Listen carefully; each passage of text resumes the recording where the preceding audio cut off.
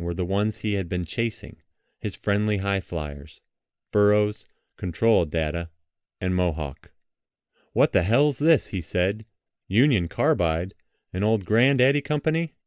Are you out of your mind? 100,000 shares of Union Carbide?" 100,000 shares of Union Carbide is a nice block, about $4 million. "I didn't buy any Union Carbide," I said. "I put that guy on the hold button. I thought you talked to him." "There were 4 phones ringing. I never bought any Carbide," poor Grenville said. "I would never buy a tired old mother like Carbide." "Well, I didn't buy it either," I said. We stared at each other, and then at a smudged, penciled slip. "It followed us home," poor Grenville said. "What the hell? Just go out and get it some warm milk and a blanket." The next day, a New York Times reporter called poor Grenville to check on the block. Poor Grenville learns fast, and he was ready. "Our fund," he said, "did not follow the mass panic into such high flyers as Burroughs and Control Data. In these times of turmoil, we are seeking value. Union Carbide, for example, whose additions to net plant make it attractive. We believe, after exhaustive research, that the chemicals are ready to turn." Next thing you know, Newsweek was about to quote poor Grenville on value in these troubled times. 4 more funds bought Carbide. Grenville, the statesman. The headlines make causal relationships. Market spurred by peace hopes. Market rises on booming economy. But the real impulse behind the buying panic was not in the headlines. It was in a statistic. On March 22nd, 8 days before the beginning of the Great Buying Panic, the mutual funds had Grenvilled themselves into $3.4 billion in cash just because things looked so gloomy. That's $1 billion more than normal, and the $3.4 billion didn't count all the pension funds and colleges and foundations that were beginning to play the aggressive performance game. The object of the aggressive performance game is to be first, to have the stocks that go up the most, to buy stocks at the bottom. You have to sell them first, so you have the cash when you want to buy. Naturally, not everybody gets to be first back in, and when you have dramatic moves in war and politics, the swings can be of panic proportions either way. Only the triggers are missing. Performance is a new word among the funds, but a taste for quick gains is not new. In 1935, our Lord Keynes wrote, "The social object of skilled investment should be to defeat the dark forces of time and ignorance which envelop our future. The actual private object of the most skilled investment today is to beat the gun, as the Americans so well express it, to outwit the crowd, to pass the bad, or depreciating half-crown to the other fellow. This battle of wits to anticipate the basis of conventional valuation a few months hence does not even require gulls amongst the public to feed the maws of the professional. It can be played by the professionals amongst themselves. Nor is it necessary that anyone should keep his simple faith in the conventional basis of valuation having any genuine long-term validity, for it is, so to speak, a game of snap, of old maid, of musical chairs, a pastime in which he is victor who says snap neither too soon nor too late, who passes the old maid to his neighbor before the game is over, who secures a chair for himself when the music stops. The game can be played with zest and enjoyment, though all the players know that it is the old maid which is circulating, or that when the music stops, some of the players will find themselves unseated. Sometimes I wonder whether those paragraphs from the General Theory of Employment, Interest and Money will ever lose their validity. The games were, and are, indeed played with zest and enjoyment. The swings get shorter and more violent. It is not news but atmosphere, climate and psychology that set this up. Some market Copernicus might say that the news does not change. It is our perception of it that moves. Chapter 7. An unsuccessful group therapy session for 1,500 investment professionals. Starring The Avenging Angel. The swings did get bigger, and the living was easy for 7 or 8 months after President Johnson's speech. Brokerage firms that dealt with the general public opened new branch offices and scoured the countryside for salesmen. All kinds of stocks went from 5 to 50. Flocks of them had the word computer in the title, or had names that suggested data processing. Still others franchised some sort of fast food, hamburgers, or chicken. There were chains of nursing homes, for we had suddenly discovered geriatrics is a boomed industry. Sideburned young men in Meledandri shirts were running 5,000 into $500,000 by talking to other sideburn young men. Age was a great handicap. No one over 30 could understand the market, and everyone knew it would come to an end. A mass circulation magazine asked me to explain to its readers what was going on. I had this Fellini scene. We are all at a wonderful ball where the champagne sparkles in every glass, and soft laughter falls upon the summer air. We know by the rules that at some moment the Black Horseman will come shattering through the great terrace doors, wreaking vengeance and scattering the survivors. Those who leave early are saved, but the ball is so splendid no one wants to leave while there is still time, so that everyone keeps asking, "What time is it? What time is it?" But none of the clocks have any hands. The Black Horseman did come, of course, and most of the guests were still at the ball. In the same article, I suggested that the market did not make any sense to anybody with a sense of history. The way to participate, therefore, was to hire a kid. A kid would buy these stocks going up tenfold, where anyone else would be scared to death, and a kid could be rented for $1.50 an hour plus room and board, and would mow the lawns on weekends. The satire was ineffective, to say the least, and the price was far too low. Just after the 1968 buying panic, I made my annual visit to the investment course at the Harvard Business School. While there, I asked the class how many were going to Wall Street. There was a forest of hands. Usually numbers of them wanted to go to Procter & Gamble or General Motors. But the action was no longer that way. None of them, however, had in mind working for $1.50 plus weekend lawn mowing. They thought maybe $20,000 a year to start would be fair. The more venturesome wanted to run a hedge fund and get 20% of the action. After all, they had been running paper portfolios in class all year, and they had done extremely well all term. And they had analyzed complicated prospectuses, and some of them had been in the market on their own for 2 or 3 years. By the third section of the class, I got a bit testy, and it was clear that the curmudgeon was out of his time and a thorough has-been. Some of the students did work with hedge funds. That must have lasted about a year, and some got quite handsome starting salaries. That doesn't happen so much anymore. But then the institutions were in an expansive and hiring mood. At the institutions, the mutual funds, investment counselors, and endowment funds, a new generation had taken over. The old generation had concentrated on the preservation of capital, and inflation had taken its toll.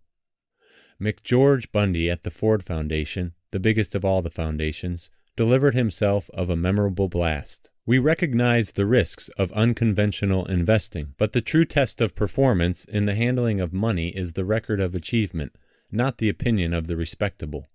We have the preliminary impression that over the long run, caution has cost our colleges and universities much more than imprudence or excessive risk-taking. The Ford Foundation gives out a lot of money to colleges and universities, and the Bundy statement was read religiously. It was true that respectability rather than performance had been the goal of most endowments, but now the implications were clear. Nobody had better get caught with caution. So the colleges and universities sold some of their bonds and increased their positions in the equity markets. They told their investment counselors to hunt for small growth companies, like the ones that had brought the University of Rochester from nowhere to the 5th richest in the land in the previous 10 years. The mutual funds were out on their own derby, because the salesman could sell only the previous year's record. The bank trust departments were a bit frustrated, because the trust laws did bid them be prudent. But the definition of prudence had loosened up, and some of them started special equity funds to seek out performance. So it was not merely greedy individuals who fueled the boomlet, picking up tips on the train or at the barber shop or what have you. You can't have a market fever anymore without some institutional help. Just to take one example, National Student Marketing was bought by Bankers Trust and Morgan Guaranty. The General Electric Pension Fund, the Northern Trust Company, the endowment funds of the University of Chicago, Harvard and Cornell, and the Continental Illinois Bank. That is by no means a complete list. The original symbol of Go-Go Performance, Jerry Tsai, held 122,000 shares in his Manhattan fund. The stock was recommended by the old line firms of Kidder, Peabody and Eastman, Dillon, as well as by Roberts, Scott and Company, W.C. Langley and Company, Lowy and Company, and others. W. Cortez Randall, the 34-year-old mastermind who put National Student Marketing together, had a net worth in his own stock of $50 million, a 6-passenger Learjet, a 55-foot yacht that slept 12, an apartment at the Waldorf, 3 cars, a snowmobile, and the rapt attention of both security analysts and deal makers. In the story market, Randall had a concept that eager analysts could chew on. National Student Marketing signed up students on the campuses to take market surveys, hand out samples, and put up posters. This was to be the franchise to tap into the youth market, 40 million Americans between 14 and 25, who had $45 billion a year to spend. With Wall Street underwriters and dealmen leading the scouting, National Student Marketing acquired 23 companies in fiscal 1968 and 1969, including a travel agency, a youth-oriented insurance company, a maker of college rings, and a collegiate beer mug manufacturer, using its own stock selling at 150 times earnings. True supercurrency. Even at that price, brokers were recommending it as an attractive long-term speculation. Dynamic changes have occurred in society, at least in part due to the growing force and influence of the current sophisticated campus groups. Student economic power overlooked by marketing experts. National Student Marketing is a pioneer in closing the generation gap between the corporate client with a product or service for sale and the youth market with its purchasing power. Preaching his company's gospel around the country, Cortez Randall reported net earnings of $3.2 million with higher to come. Barron's skeptical columnist Alan Abelson did his usual perceptive job. National Student Marketing's fiscal 1969 profits included 3 companies with which deals had been made, but which actually hadn't been part of the operation during that year, and 5 companies that hadn't even agreed to merge yet. Abelson subtracted the new companies from the operating results, a simple enough operation, and came up with a loss of $600,000 instead of a profit of $3.2 million. The stock kept right on going. At corporate headquarters, there was a whole middle management, some 60 to 70 strong, flush with the power of a new idea, and apparently with rather lavish expense accounts.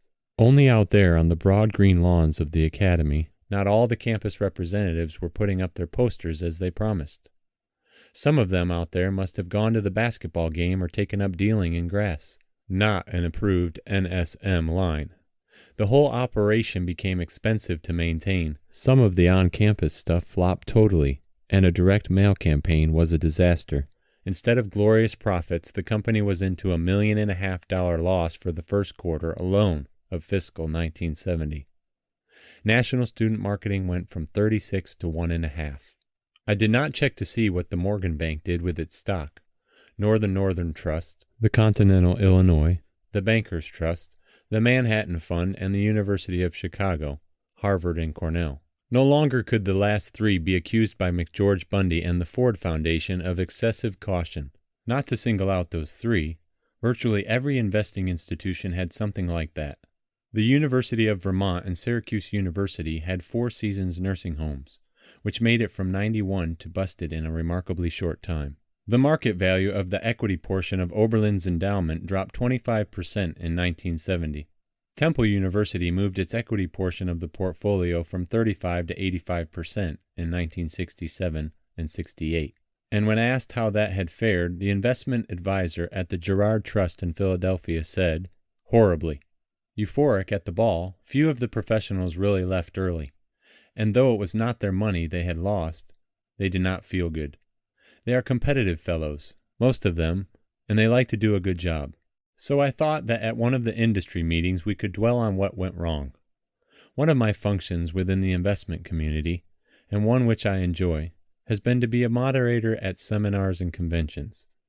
There is one in particular, an annual meeting that attracts the largest number of bank trust officers and mutual fund managers.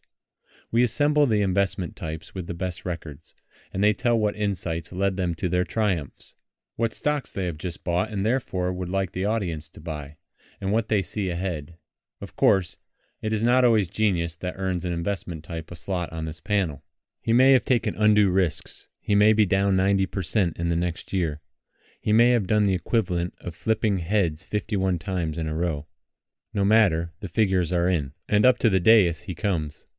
I have never found one who is inarticulate, and in fact most are willing to comment on the investment significance of foreign policy, economic policy, sociological changes, and other subjects usually reserved for Eric Sevareid. It has become a minor tradition that I needle the panelists gently, reminding them perhaps of a sour stock they had confided to me some other time, rather like the slave in the Roman chariot assigned to whisper into the garlanded conqueror's ear that glory is fleeting. I thought it would be a nice psychological purge after the worst year of the Big Bear if some of the previous winners would get up and confess their sins. Every one of the professionals in the audience, after all, harbored some dark secret, his own block of national student marketing which he had dropped behind the paper towel bin in the men's room, hoping no one would notice. There they were, these professionals, walking around harboring these unconfessed misdeeds. Who could tell the damage being done to the collective unconscious of the investment community? So I think I had in mind a group therapy session for 1,500 investment professionals. Previous winners would get up, face the audience, and say that not only had they bought national student marketing, they still owned it, in case anybody would like to buy it, and furthermore, they had put it into their children's accounts. In Alcoholics Anonymous, you are supposed to be on the road to cure if you can face your peers and say, "My name is John Jones, and I am an alcoholic." Not only would my session benefit the confessors, but the audience would identify and go through something of the same process. Some of them might feel the spirit and rise from their chairs crying, "I bought 4 Seasons nursing homes." The audience would respond with the business school equivalent of "Glory!" Everybody would leave feeling cleansed and free. For a while it worked. 2 of the previous winners talked with good temper about what they had done and would not do again. They would no longer have such a limited view of history. The limited view of history said that you don't sell good stocks in a decline because they'll come right back.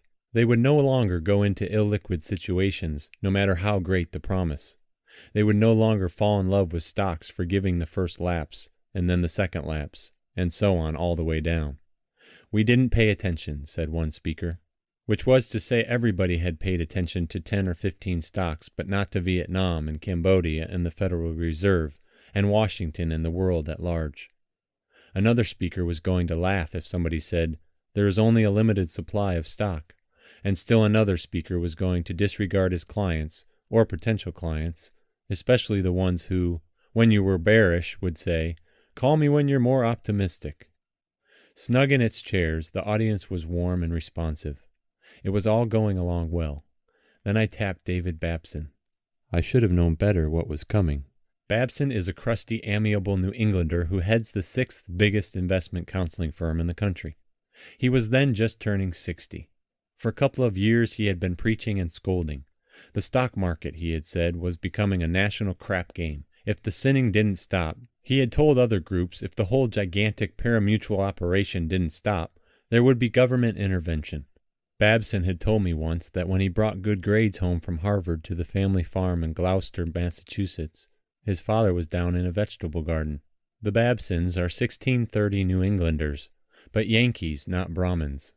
In addition to running the farm, Babson's father was the local veterinarian. Babson walked the length of the field and told his father the news.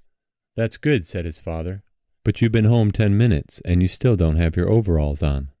Babson had not always been scolding. In fact, his weekly letters proved him to be a cheery optimist and a bull on America in the late 40s, a time in which the surrounding opinion was quite gloomy. He had started the weekly letter because, when he began his counseling service in 1940, there was no line outside the door. In Babson's view, the most prized virtues were hard work and common sense, not smartness or cleverness, but common sense, and these virtues would triumph in the long run. Babson read off a list of 11 villains, which I will come back to in a moment. I picked him up on a statement. Was this terrible market due to the professionals? Of course, he said. Nobody else. The professionals, people who ought to know how to manage investments, got sucked into speculation. What do you think we ought to do about this? I asked. Babson looked over his glasses at the audience. Some of you should leave this business, he said. There was nervous laughter.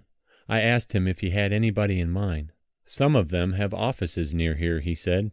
I said I didn't know anybody with an office near here. Some of them are sitting quite close, he said.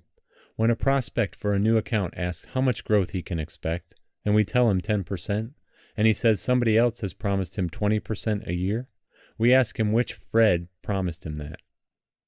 By sheer coincidence, there were some very well-known aggressive portfolio managers named Fred. We had one, by another coincidence, sitting with us. Later, each of the Freds was to express resentment at having been lumped in with the other Freds. Too many Freds? I heard Babson mutter. And then he said, should a manager who put Parvin Dorman into a client's account be allowed to advise anyone again? Parvin Dorman had gone from 142 to 14. I have a list here, Babson said. He pulled it out and began to read. Four Seasons Nursing Homes, he said. The high was 91 and the low is bankrupt. Anybody that went to bed with Four Seasons? David, I said gently into the microphone.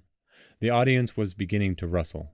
You can tell something has happened to the good feelings when the water pitchers start to clink nervously against the water glasses in a rising cacophony. Commonwealth United, he said. The high was 25 and the current price is 1. Susquehanna, the high was 80 and the current price is 7. Unexcelled, the high was 68 and the current price is 4. All great institutional favorites. Don't read the list, I said. The audience was beginning to scrape its chairs. My massive group therapy session had taken a sour turn. Nobody was going to confess if they were being accused. Computers, Babson said. Management assistants 46 to 2. Levin Townsend 68 to 3. David, I said. Liasco Data Processing 57 to 9. Data Processing and Financial General 92 to 8. David, I said, you have passed the pain threshold of the audience. He stopped. The audience was absolutely silent. Well, I remember thinking, maybe catharsis was the wrong idea anyway. Maybe sinners in the hands of an angry God is more appropriate. Thank you, Jonathan Edwards, I said. Babson did not get a standing ovation. We had questions from the audience. There was one rather plaintive one for Babson which showed that my original idea had at least taken hold. Isn't there just one mistake of yours that you could point to? The questioner asked Babson. That got the applause. Babson said he could find a few if he dug hard, but no serious ones. Babson's own fund had taken 7 years to double when others were doing that in months, but it had held its ground while the others melted away. My host asked me what my strategy is, he said. It is the same this year as for any year, to try to use our common sense. I asked all my other winners whether the game was coming back. They all said that sooner or later it was, except Babson. No greater period of skullduggery in American financial history exists than 1967 to 1969, he said. It has burned this generation like 1929 did another one. And it will be a long, long time before it happens again. The day I went to work in 1932, Babson said later, steel mills were running at 8% of capacity. I remember days when the trading was so slow people played ball on the floor of the exchange. The ticker didn't move at all, and then Armour crossed at $4 a share. After the war, I pushed growth stocks when today's performance managers were in their playpens. The Census Bureau predicted the U.S. population would be 165 million in 1990. I was a radical then, and maybe I'm a curmudgeon now. Times change. The economy changes, but another group has to grow up out of the playpens, and the scars have to heal before you do it all again. I said that was pretty optimistic. Maybe so, but common sense will go a long way to help. Here's Babson's list of villains. 1. The conglomerate movement, with all its fancy rhetoric about synergism and leverage. 2. Accountants who played footsie with stock-promoting managements by certifying earnings that weren't earnings at all. 3. Modern corporate treasurers who looked upon their company pension funds as newfound profit centers and pressured their investment advisors into speculating with them. 4.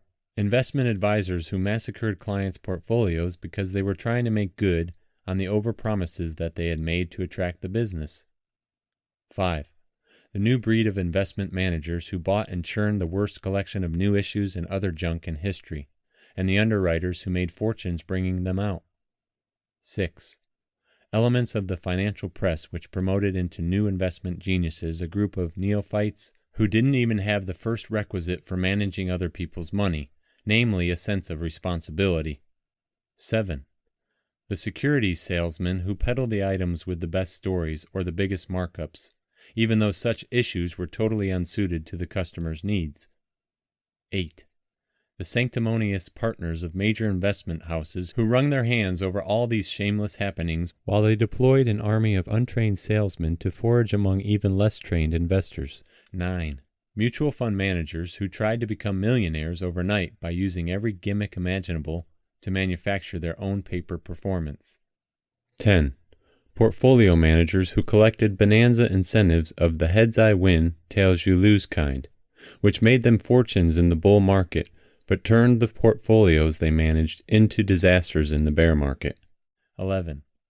Security analysts who forgot about their professional ethics to become storytellers, and let their institutions be taken in by a whole parade of confidence men. This was the list of horrors that people in our field did to set the stage for the greatest bloodbath in 40 years, Babson said. The doctor in Pocatello, Idaho, did not by himself think up the idea of buying Liquidonics and Minnie Pearl. And the man on Main Street didn't decide on his own hook to buy a new El Dorado mutual fund which has since flushed half its assets down the drain. Well, that is a handsome list of villains. I have the feeling that in Babson's part of New England the stocks they put you into for not having common sense are the wooden ones down on the village green that are very uncomfortable for the hands and feet. In retrospect, there is nothing wrong with Babson's list except that the villains do overlap, and the excesses are seen as totally within the industry. There were, as we have seen, some macro villains that also helped to set the stage. There was the unpaid for Vietnam War with the concomitant inflation, and those responsible for that. And there was the antiquated structure of the securities industry, and those responsible for that. 4 of Babson's 11 villains were investment managers guilty of one sin or another, and 3 were people in other roles in the securities industry proper, partners, analysts, salesmen, who ignored their professional responsibilities. I brought Babson's list in here to show that there was a lot of finger-pointing within the industry, and that if you have a secret hurt, so did a lot of the professional managers. If you bought an El Dorado mutual fund, you may have hurt right along with those managers. Which brings up a pertinent point. Suppose that all this business about the Federal Reserve and the market and the swings makes you too nervous. Suppose you want to leave it all to the pros. You go to your bank and let them manage the money. Or you buy a mutual fund. How would you have done? For after all, it should be pointed out that many funds were not El Dorado funds, and that the vast majority of American securities by market capitalization were not promotions but mature American companies. They may not have produced gains for their investors, but that may be due to other reasons having more to do with their own basic natures and the broader market forces. A simplistic answer has to precede the statistical one. If you bought a mutual fund that went up, you did well. There were such funds. If you bought one that went down, you did badly. There were such funds too. And there were banks that made money for people, and banks that lost money for people, and investment counselors that did the same. This point is brought up for a very obvious reason. You have to do something with the money, and just because you invest it does not mean you have to be the median or the average. Somebody has to be first and somebody has to be last, and one hopes to be closer to the former than the latter. Now to the sources. They are familiar to those in the industry that care about such things, and they include the obvious. The Institutional Investor Study Report of the Securities and Exchange Commission, especially Volume 2, the Comptroller's staff reports from the Office of the Comptroller of the Currency, bank trusts, investments and performance, and the work done by several academic institutions, notably the Wharton School of Finance at the University of Pennsylvania. From the latter came the best-known statistical job, sponsored by the 20th Century Fund. It is published as Mutual Funds and Other Institutional Investors by Erwin Friend, Marshall Bloom, and Jean Crockett. In addition, there are a number of academic papers, usually heavy in mathematics and statistics, published in such professional journals as the American Economic Review, the Papers of the American Statistical Association, and so on. And you can take your own samples from the Lipper computer runs of funds since those have been done and the Weisenberger statistics from the mechanical age. For various reasons, I have had to go through much of this material as it came out, and I have talked, though not extensively, to the authors. This battery of citations is a defensive measure, for, as you might have guessed, the news is not so good, and some very well-paid manager might just come up to me in the shuttle line at the airport and swing if we say that managed funds with well-paid managers do about the same as a totally random portfolio. For that is what the statistics say, and we are back with our old friends from the freshman course, the random walkers. Here is a key sentence from the Wharton study led by Erwin Friend. Virtually all the published government and academic studies have indicated that the investment performance of mutual funds in the aggregate is not very different from that of the stock market as a whole. The Wharton study compared the mutual funds with random portfolios in New York Stock Exchange stocks. Mutual funds as a whole in 1960 through 68 seemed to perform worse than equally distributed random investments in New York Stock Exchange stock, but except for low-risk portfolios, did better than proportionally distributed random investments. It isn't necessary to go into the comparisons with the funds here. Whether the random portfolios were weighted or unweighted, the Wharton people tried both, and the so-called beta coefficients, or degrees of volatility, in the portfolios. For some of the period of the Wharton study, the higher risk funds, those so asperically charged by Babson, helped the overall performance of the fund industry. Because the Wharton study ended in September 1969, before those funds took their biggest bath, and a horseback guess would be that by factoring that in now, you would once again come out about even. These statistics do not count the sales commission of the fund, if it has one. So if you pay that, you have to start that much further behind. In other words, a random portfolio is just as good as the average mutual fund. Chicago's Harris Trust tried another way, comparing the funds with the Dow Jones average and the Standard & Poor's 500 stock average for the 25 years ending in 1970. For half of that time, the median common stock fund came in last, behind the averages.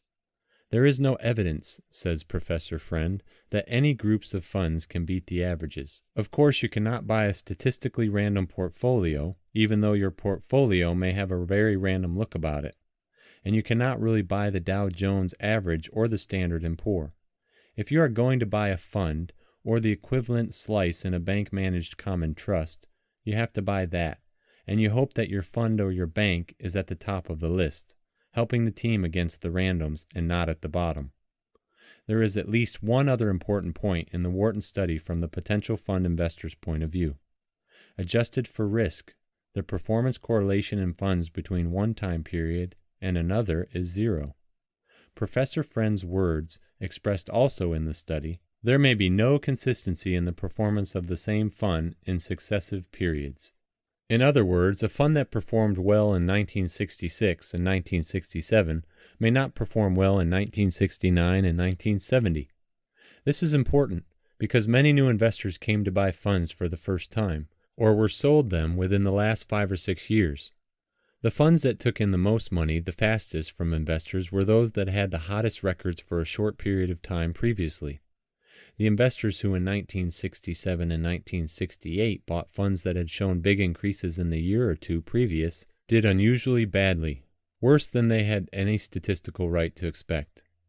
Jerry Sai's Manhattan Fund, up 39% in 1967, went down 6.9% in 1968, 10.15% in 1969, and 36.8% in 1970. The Gibraltar Growth Fund, ranked third in 1968, ranked 481st in 1971. It threw in the towel and was taken over by the Dreyfus Organization. Insurance Investors Fund, ranked fourth in 1968, ranked 317th in 1971. The Mates Fund, ranked first on some lists in a disputed finish in 1968, ranked 512th out of 526 funds in 1971. Statistics by Arthur Lipper Corporation. The conclusions seem obvious. If you want to buy a fund, buy it. Do not be sold it. There are magazines and publications. Forbes among them, which rank mutual funds over a period of years in all kinds of markets. You do need more than a year or two to judge a record. There are funds and fund management organizations that have performed well for their investors over many years, consistently, in good markets and bad. And there are independent investment counselors who have done even better. It does take some investigation, however, a small enough price to pay.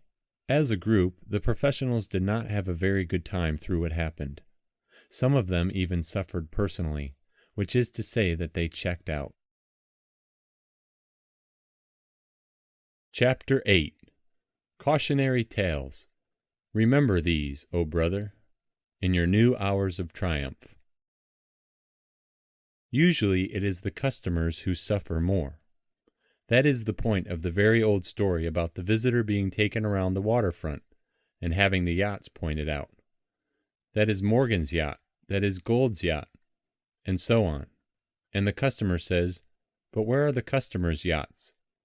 The brokers make as much money selling for customers as buying for customers, the reasoning goes, so it doesn't matter. That was not always the case this time. The customers could get busted right to zero, but some of the brokers managed to make it well below zero. The two incidents I felt most personally among the casualty list did not involve brokers. I just don't know many brokers. Of the brokers' misfortunes in a moment. One summer night I had a drink with a gentleman who was on his way back to Texas, from which place he had sprung with a reputation for open-handed daring. For a brief period he was well known, and he had been in one of our seminars a happy new millionaire. Now the hedge fund he was running seemed to have evaporated, and rather than hang around New York, he decided he had better get his toes back in the good old Texas dirt and see if he could find himself again. We talked about some of the things that had gone on, and he looked at his watch. He said he'd better be off to the bus terminal. The bus terminal? I have nothing against buses, but that is a long bus trip, and I offered to lend him $41.05, the difference between the air coach fare and the bus fare. He turned it down. I don't know when I could pay it back, he said. Anyway, it's a good way to see the country. Shortly afterward, I got a call from another gentleman I had met once but did not know. Could he speak to me confidentially? He could. Had I heard what happened to his firm? I gathered it was busted. It was, he said, and so was he. And he was selling his wine cellar.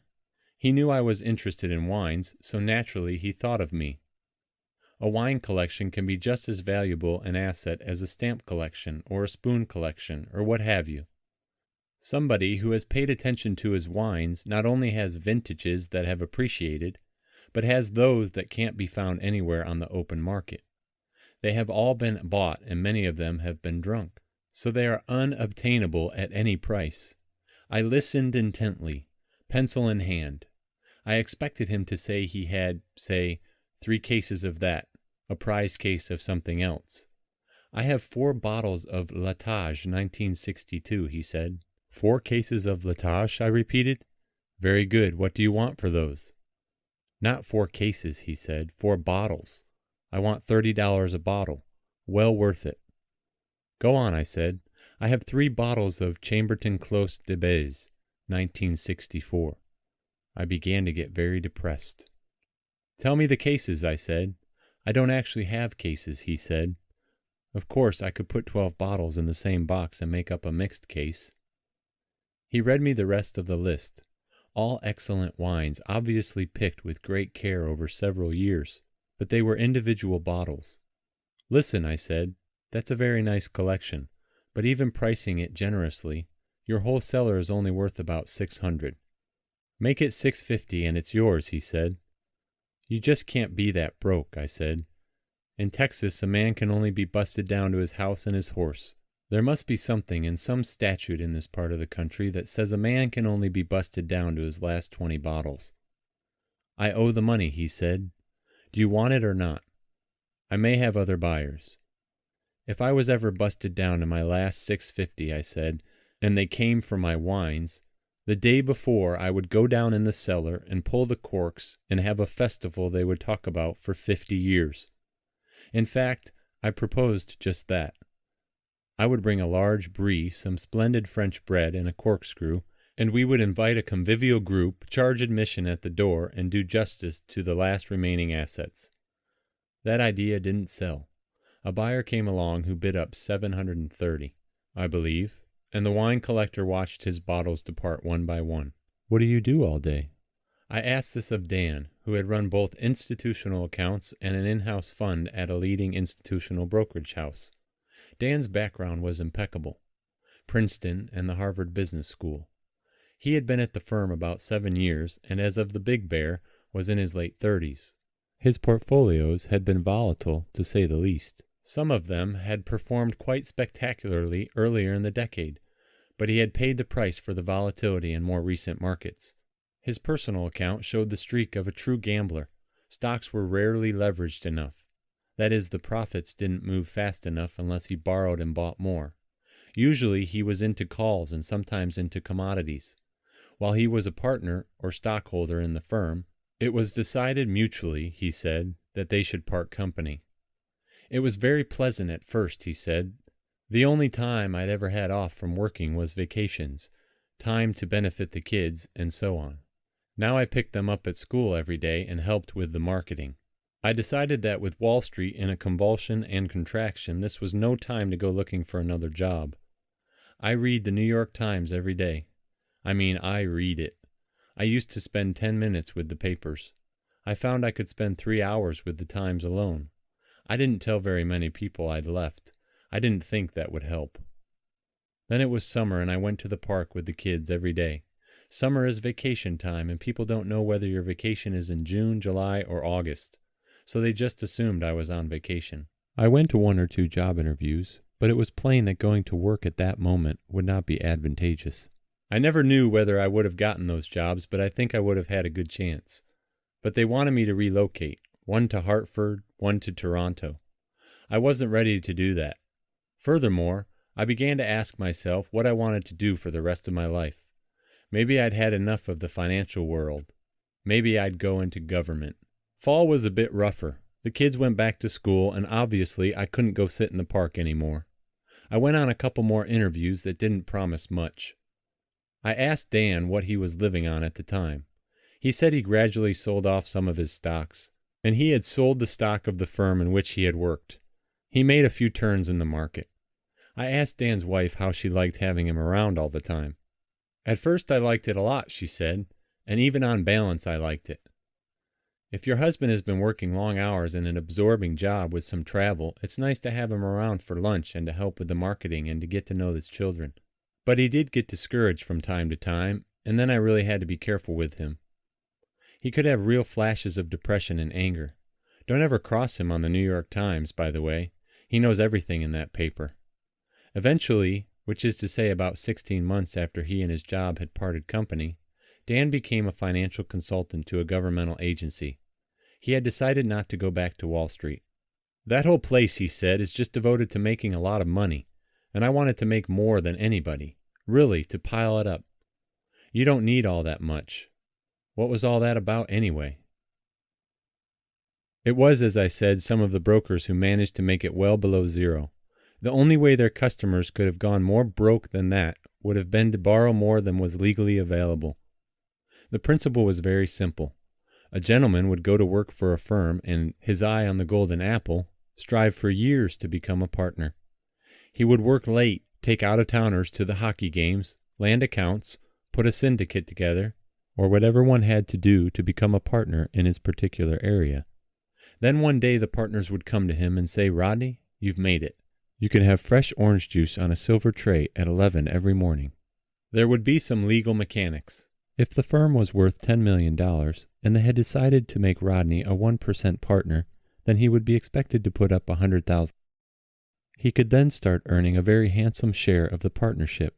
Of course, if he didn't have the $100,000, the partnership would lend it to him. Sort of a fringe benefit. In the recent unpleasantness, firms that got into serious trouble often asked their partners to put up more money, or various other lenders were called in, and their money would have to be repaid before the partners had a partnership. If the whole effort failed, the firm might be merged away on very unfavorable terms, such as $1.50 per desk, 75 cents per chair, and zip for the partners. The trouble is that a $100,000 loan would still be listed as personal liability for Rodney. In the old days, he would have gone to debtor's prison or to Australia. One unlucky gentleman to whom I was introduced had worked for years at a distinguished firm, but his efforts were not rewarded with that golden apple of partnership, and he got another offer, this time a partnership at Goodbody & Company. Goodbody quite happily loaned him the partnership money, and for a year or two he reaped the handsome rewards that Wall Street partners reap. Then, as we have seen, Goodbody got deeper and deeper into trouble, and finally, with numerous midwives and witch doctors attending, Goodbody got merged into Merrill Lynch at $1.50 per desk. And let us say quickly that everybody breathed very hard on Merrill to do it, since Goodbody was so large there was practically no one else that could swallow them. Our gentleman found himself without a job. He did get another one, but along with him went that loan he had signed. "My life is very simple," he said. "I am 54 years old. I have 3 children in school and college. I have a job, no assets, and I owe $545,000. The way this works can be illustrated with the story of a man we shall call Phil. Phil was in research, and at 45 he was making $75,000 a year at one of the leading retail brokerage firms. Phil did well, and they offered him a partnership. To buy the partnership, Phil put up $6,000. Phil did not come from a moneyed family, and the firm loaned him $30,000. The firm at that time had a capital account of $4 million. The only problem was that the liabilities of the firm seemed to increase geometrically. The figures showed that the partnership was deeper and deeper in the red, and so was Phil. "I had an East Side apartment and 3 kids in school, boarding school," Phil said. In February or March of 1970, the senior controller showed me the real figures, which even the senior partners weren't up on. In fact, as the firm started to go, we began to get monthly financial statements that broke down the loss per partner and said at the bottom, "Please remit," or something like that. Phil tried to get out of his contract. You couldn't get a lawyer on Wall Street in those days, he said. They were all afraid of retribution. I finally got a kid I knew on the Harvard Law Review. Not even a lawyer, but there was nothing I could do. I owed the firm $350,000. It was just too ridiculous to think about. I mean, I thought about it. I still think about it. I couldn't pay them $1,000, much less $350,000. The firm went busted. It was reorganized, let us say. And Phil found himself on the sidewalk for the first time in his life. You go through various psychological things when you've been laid off. You begin to doubt your ability. All sorts of things. Even at that, I was luckier than some. There was one partner who had inherited his money. He had put up all the money as a subordinated lender to the firm, and he had made a handsome return out of it, playing golf with the president. He lived in a big house, owned chauffeured limousines, had never thought about money a day in his life. His wife is 62 years old, and she just went to work. How can a man like that start wearing Tom McCann shoes? I job hunted for a while. My bank account was down to $80. My wife divorced me. She was going to do that anyway. And I started on marrying my second wife. Then I broke my hip moving furniture for her. It was really pretty depressing. It's not that your friends desert you, it's that they don't know what to do with you. When you're back, they call, but while you're out, they don't call. And you don't call them because you don't want to put them in an awkward position. There was one job I really wanted, and when I was turned down, it really toppled me. I think the guy who interviewed me was really interested. Then he asked the opinion of a senior man, and the senior man said, "Nah, he's a has-been." Or maybe he said, "shop-worn." Even now, when I hear the expression has-been or shop-worn, I cringe. Phil got a job with another firm. I would think somewhere in the $15,000 to $20,000 range. He still has his $350,000 debt, but he doesn't think about it quite so much anymore. "I'll tell you one thing," he said. "It's like having to pay a percentage of your income as alimony. It cuts down on your ambitions." The great Winfield is on the casualty list, even though he retired with a considerable fortune. Winfield went to Wall Street in cowboy boots and jeans, had his own firm, and made a reputation as a tape trader. Which is to say, he watched stock symbols dancing across the screen, bought those that danced well, sold those that did not dance well, and so on. He also sometimes promoted companies of dubious virtue. And once he got me involved in a cocoa scheme that I reported on some years ago. I thought Winfield should be on the casualty list because without his firm and his audience he no longer had quite the same aura. And because I sent him an account which went down 90%, a notable score even for those years. Winfield had gone all the way up in Lisco, but his accounts also went from 67 to 11 in that stock. And then he found a company in Brooklyn that rebuilt old air conditioners. Somehow it got rechristened Atmospheric and Pollution Controls. Did it not, after all, cleanse the atmosphere and control pollution room-wise? But the stock went from 26 to 6. Many years ago, Winfield had bought a ranch in Aspen, Colorado, because he liked to ski and he liked the West.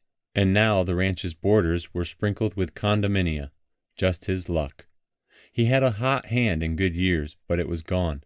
And according to him, so was the business. It was a great business for a while, but it's over. Over. The government, the SEC, they've ruined it. There won't even be any more characters like me. In his heyday, the great Winfield was noted for his bubbly confidence. This is a stock, he would say, that is going from 10 to 200. Solitron Devices had done just that. The new one would be backed with the same conviction. In the great Winfield's philosophy, what one should do in the market was to find a kid with a hot hand, one who really needed to win, and let him find the stocks that would go up 10 times in a year. That was what he liked, 10 times in a year. I saw the great Winfield once after he had left his firm. He was now, at 47, a graduate student in art history at Columbia. He had a Pan American stewardess. He was always partial to Pan American. I picked up the list on his desk. Columbia Gas, Virginia Electric Power, Texas Utilities, Southern California Edison, Southern Company, American Electric Power, South Carolina Electric and Gas. What the hell is this? I said. Utilities? That's my portfolio, he said. The great Winfield in utilities? That portfolio is going to double in only 20 years, maybe 15. Riskless, a sure thing. You used to have stock that doubled in a week. Things change, my boy, things change. We have to recognize them when they do. On a trip, I stopped by the office of Irwin the professor, the master architect of computer-based technical analysis. Irwin's professing included computer applications, management sciences, and some advanced mathematics, but he spent more time with his own companies than he did with his students. Irwin's companies have names in their titles like computer, decision, application, technology, and so on, and he works in a new office building about 3 blocks from the university. Irwin's computers monitored stocks, the price, the volume, the percentage move. Then they determined the stock's behavior pattern. Once the computer knew the stock's behavior pattern, it knew when to buy and sell. The ultimate in technical analysis and charting. Irwin's computer had certain anthropomorphic qualities. When we first put the computer on the air, he said, we asked it what it wanted to buy and we couldn't wait to see what it reached for. It said, treasury bills, cash. We couldn't get it to buy anything, so we checked out the program again, and while we were checking it out, the market went down. Then we asked it again. The computer insisted on staying in cash. We begged it to buy something. There must be one stock somewhere that's a buy, we said. You see, even computer people are victims of these old atavistic instincts from the pre-computer days. The computer just folded its arms. It wouldn't buy anything. Then, just when we were worried that it never would buy anything, right at the bottom it stepped in and started buying.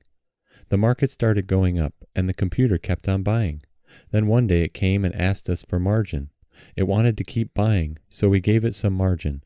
After the market went up some more, it sold out a bit and came back to being fully invested. A brokerage firm had signed up Irwin's computer and was selling the service to customers. On my trip, I asked Irwin how the computer portfolio had done. Irwin said it had gone down 30% in the bear market and that the broker had canceled the service.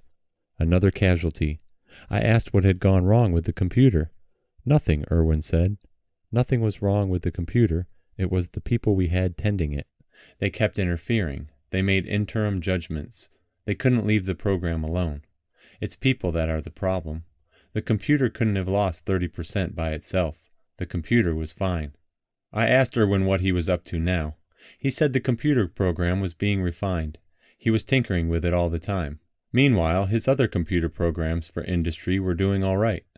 Of course, Wall Street was not too flush, so Irwin didn't know when another brokerage firm would spring for wiring up his computer. But we're running it on our own, he said, and the computer is doing very, very well. It is outperforming the market. And our system is getting better every day. It is almost people-proof. It really wasn't the computer's fault, those losses. The computer will be back, you'll see. You can't turn back the tides of history. Seymour, the head, has to go on the casualty list for losing $10 million. But he says that does not make him unhappy. That is because Seymour is following the way, and money is only a chimera anyway. I met Seymour in the mountains of Mexico. He was the talk of Cuernavaca, or at least of the endowed Americans of Cuernavaca. They were sure he was a fraud, or a con man, or at least some superior kind of nut. He said he had been a respectable Los Angeles lawyer, but that he had quit that, he claimed. They said to have bought and sold $300 million worth of stock the previous year. He claimed to have made $15 million and to be the biggest individual trader on the New York Stock Exchange, all the while operating long distance from Mexico and the Bahamas and Nepal, where he owned a monastery. If Seymour likes you, said the friends, you get the ultimate gift. Seymour has 100 lamas from his monastery say prayers for you for 1 hour. So they trotted me along to meet Seymour, to unmask the impostor, to expose the fraud, because how could this character with the wild gleam, his hair down to his shoulder blades, wearing a jumpsuit and no socks, how could this character be anything he said? A hippie speculator? An acid head arbitrager? It was all true, of course, a little hard to take because of the manic gleam and the long, stringy hair and the sandals.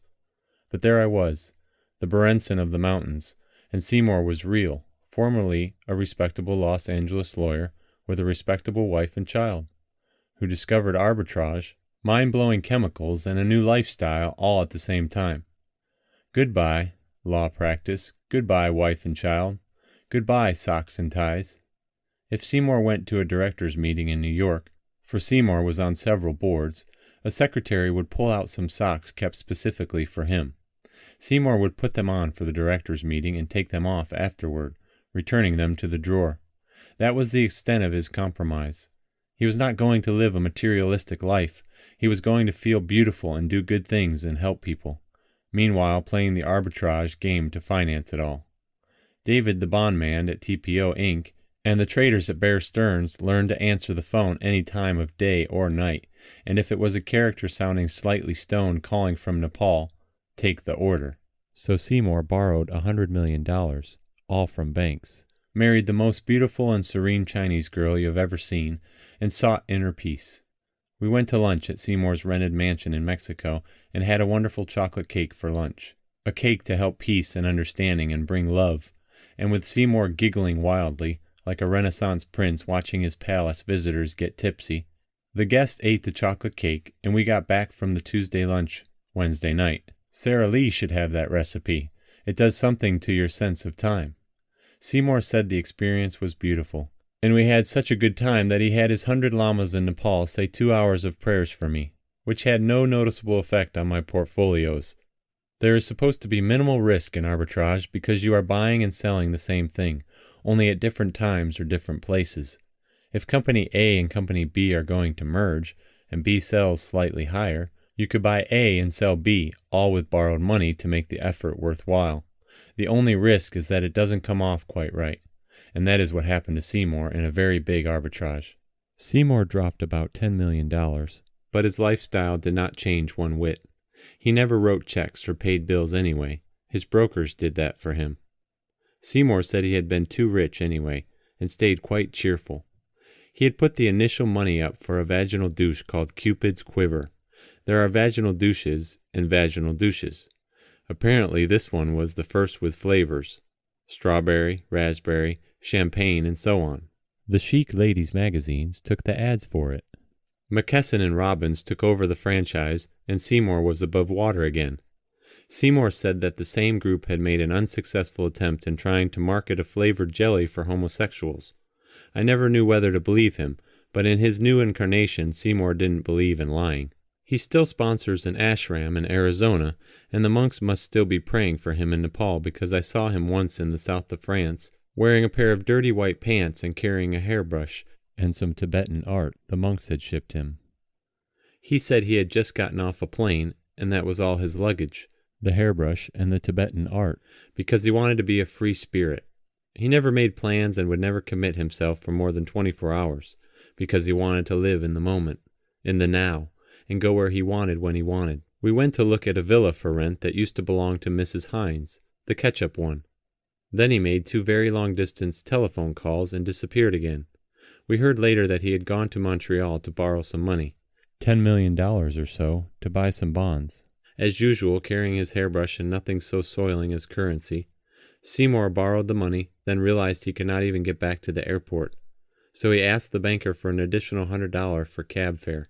Then we heard he was trying to start an astrology fund, with none of the usual stuff about this mutual fund specializes in growth situations. The managers would all be picked and would operate by the signs under which they were born. 6 months later, I got a call early in the morning from Seymour. He had an arbitrage scheme so complicated it would result in a perpetual tax loss. But when your Curacao Corporation received the loan from your Bahamian Corporation, you wrote off the loan from your Panamanian Corporation and got the money back. I said I couldn't follow it. Seymour said that was all right. He would call some other time. Right now he was going to Ecuador to look at some pre-Columbian art, and he did. There is a final character on the casualty list, and that is me. A man has to be part of the actions and passions of his time, right? The path he chooses does not matter. Having done that stuff about the Black Horseman, I was not about to buy for myself any fried chicken stands, chains of nursing homes, fancy conglomerates, the so-called gambling industry, or national student marketing. I saw it all coming. Yes, sir. And I bought the safest stock anybody could buy. I bought a Swiss bank. Chapter 9. How my Swiss bank blew $40 million and went broke. In early September of that bad year, 1970, I was riding into New York on one of the Penn Central's surviving trains when a story in the Wall Street Journal caused some hot flashes and palpitations. Nothing alarming. In 1970, it was impossible to read the Wall Street Journal without having hot flashes and palpitations. This story was not even on the front page, and I am sure was passed over by many of the newspaper's readers. United California Bank, read the headline, says Swiss unit incurred losses that may hit $30 million. Swiss unit? United California Bank? That was my bank. I don't mean it was my bank in the sense that the Bank of New York is my bank because I have a checking account there, or that people have a friend at the Chase Manhattan because that is where they owed the payments. I mean it was my bank because I owned it. There was no public stock in this bank.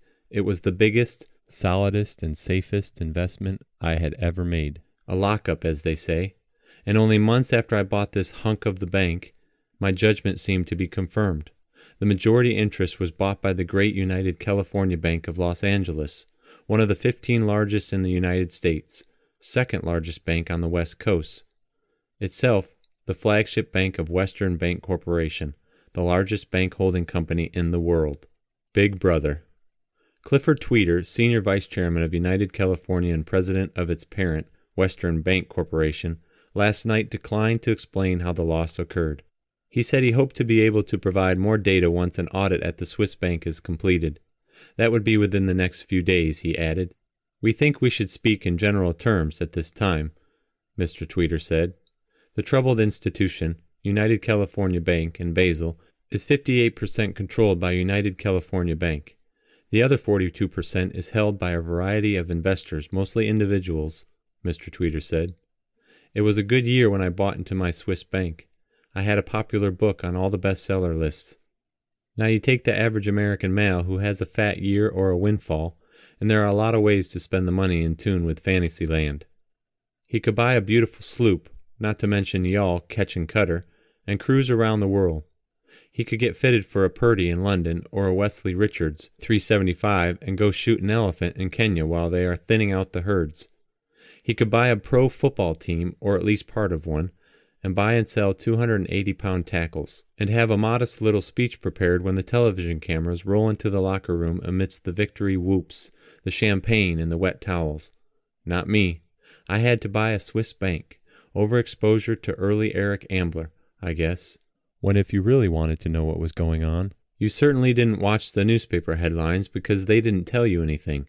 You watched the rise of the dinar and the fall of the drachma. And those barely perceptible flutters told you that Peter Lorre and Sidney Greenstreet were in a compartment on the Orient Express on their way to Istanbul. They were looking for Demetrius, and you remember the trail led right back to Switzerland.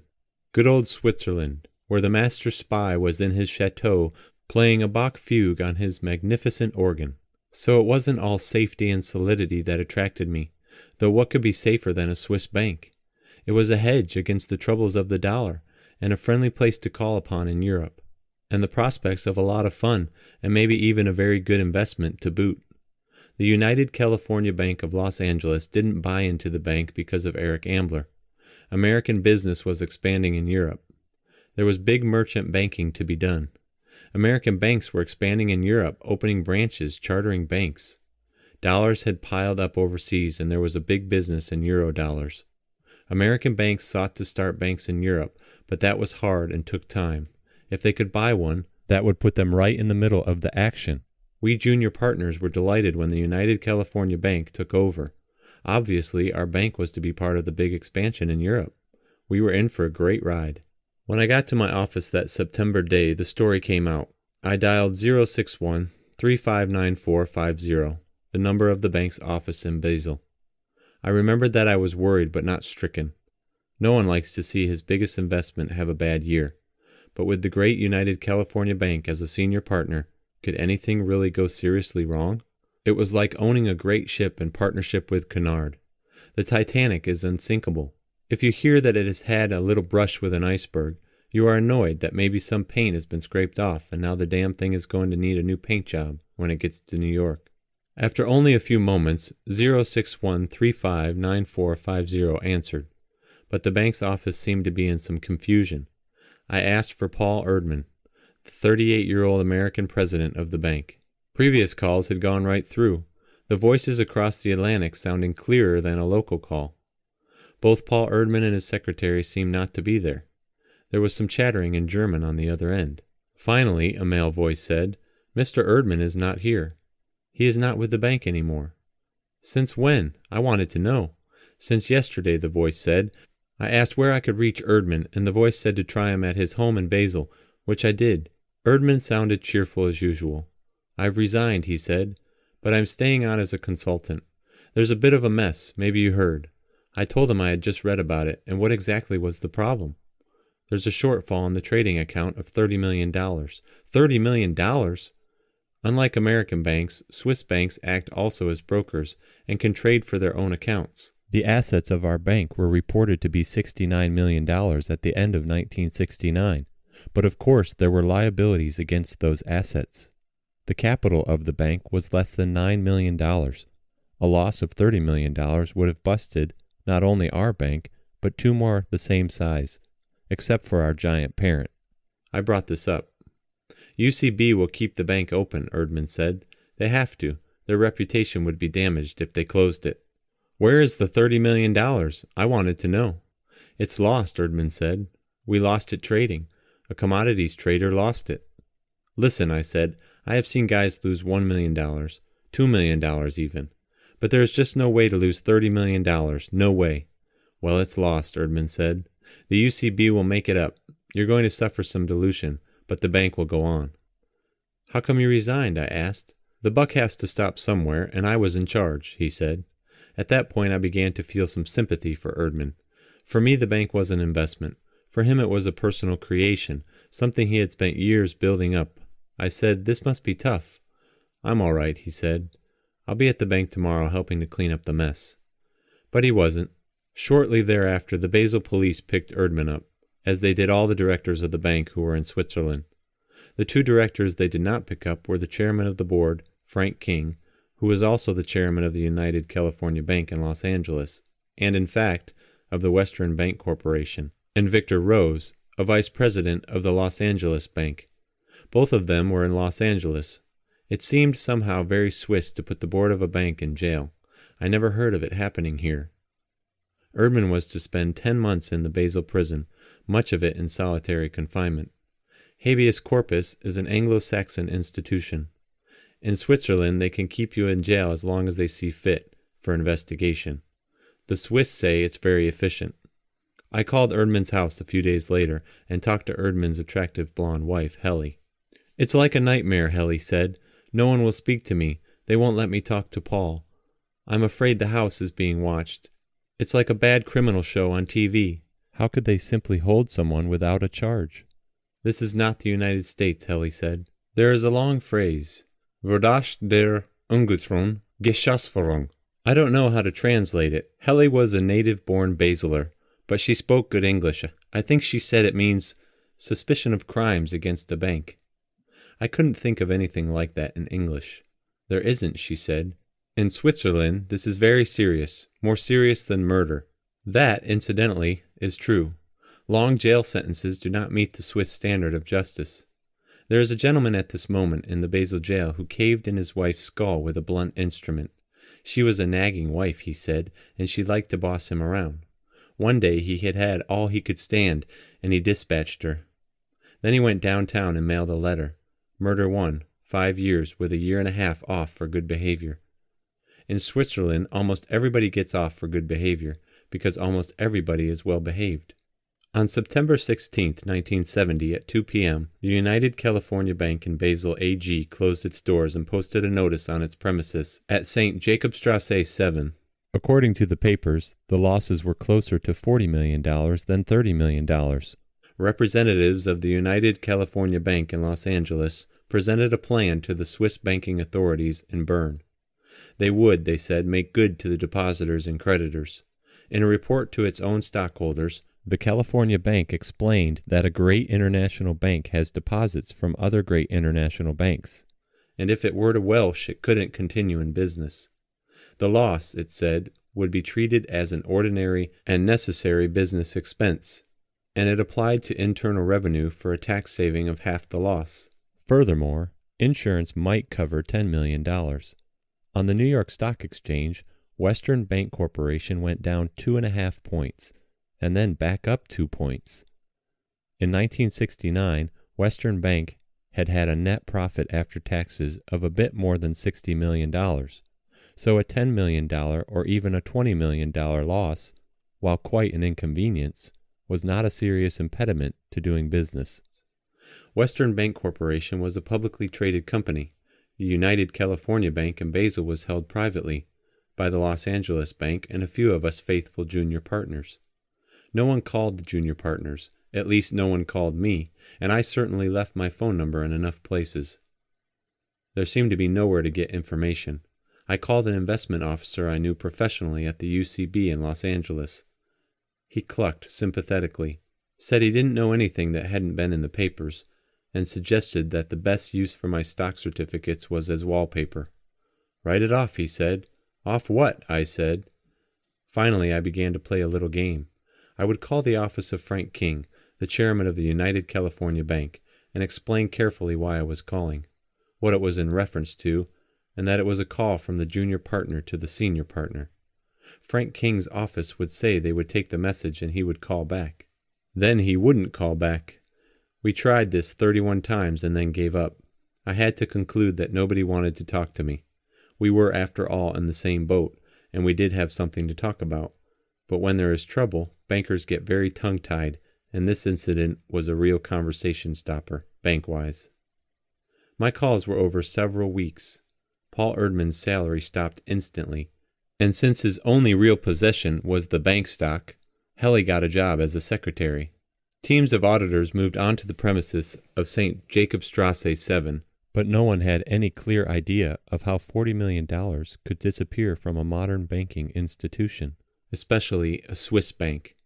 Paul Erdmann was in a small single cell with a toilet, a fold-up bed, and a table. My bank was busted. Paul Erdmann had come to my office one summer day in 1968. He was lean, tall, and bespectacled. I forget now who sent him. We were seeking to expand our knowledge of European banks, and Paul Erdmann was to tell us about the Swiss, who are not eager to tell about themselves. We went to lunch, and Erdmann began to tell me not so much about the rest of the Swiss banking establishment. He would introduce me to someone who could do an even better job than he could, but about his own small bank in Basel. I liked Paul. Furthermore, I have an interest, or a weakness, for and in small companies that have big ideas. You would never consider running General Electric to be fun. It might be something else, but not fun. But you take a couple of guys with a sheet of yellow paper and an idea, and the idea is right, and they have an itch to make something happen, to build something that grows. That's quite exciting. If it works, it's exhilarating and, though the word is inadequate, fun. Almost as much fun as anything else you can think of. The odds against success are quite long. The idea does have to be right. And the money, enough money, has to be there. And then more money has to be available. And then you have to have the counter strategy ready when the existing establishment feels the sting and starts to growl. And most important, you have to have the right combination of people, and they must all bring out each other's positive qualities to the optimum. This is hardest of all because people are the most valuable resource of any quickly growing operation. And the fellow who first started musing on the sheet of yellow paper is likely to have a very big ego, along with his imagination, and a corresponding lack of sensitivity to the people the company needs. I suppose I have been involved in about a dozen of these amateur venture capital situations, and the record is no worse than anybody else's. It used to be, when the venture business was easier, that in the morning you expected to find a couple of your colts stiff, their feet in the air, but that one or two would turn out to be great winners, 10 or 15 for one. And that would more than make up for the losers. In the early 60s, I was in a company that made radar antenna so successfully it went broke. It doubled its sales every year, and the Navy loved the antennae, but they sold for less than they cost, somehow, and the company ran out of money. It barely managed to sell its stock to the public before it went broke. Then there was the electronic grading machine that was going to be used in every school in America. A lot of them were sold before they found all the bugs in the machine.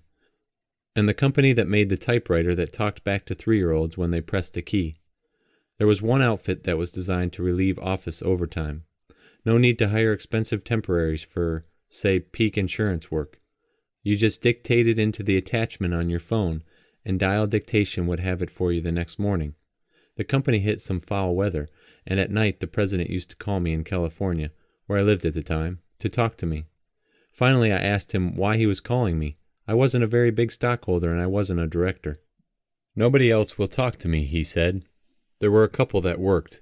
Controlled Data bought the laser company, and the company that made the radiation equipment for atomic tests not only made it to the public offering starting gate, but was given a very nice ride in the 1967 enthusiasm. So, no great fortunes, but a lot of interesting entertainment, and my basic conviction was still unshaken. You don't get rich owning General Motors because General Motors has already grown up. What you should do with General Motors is inherit it. What you look for, at least before technology became a bad word, was the next Xerox. A lot of people have gone down swinging trying for that one. Typewriters that talked back to 3-year-olds, attachments for telephones. I had never thought about a Swiss bank. I took Paul to lunch at the restaurant of the American Stock Exchange, and he had told me how he had started his bank. Swiss banks, he said. The most common concept is the secrecy. Numbered accounts, tax evasion. South American dictators, all that. But Swiss banks are universal banks. They operate everywhere, and they are used to processing information from all over the world. But did you ever do business with a Swiss bank? Cold, formal, snooty, extremely cautious, very conservative, eh? I could see the age of the multinational corporation arriving. Polaroid and IBM building plants in Europe. Swiss drug companies expanding in the United States. The services offered by Swiss banks weren't up to those offered by American banks. I thought, what about an American bank in Switzerland, eh? A bank that would have American management techniques and American aggressiveness. But that was operating in Switzerland under Swiss laws, with Swiss universality, with maybe some of the dynamic qualities of a top-flight British merchant bank, eh? Paul was an American, but enough of Basel had rubbed off on him so that he frequently ended his statements with a basilar interrogative. Ja?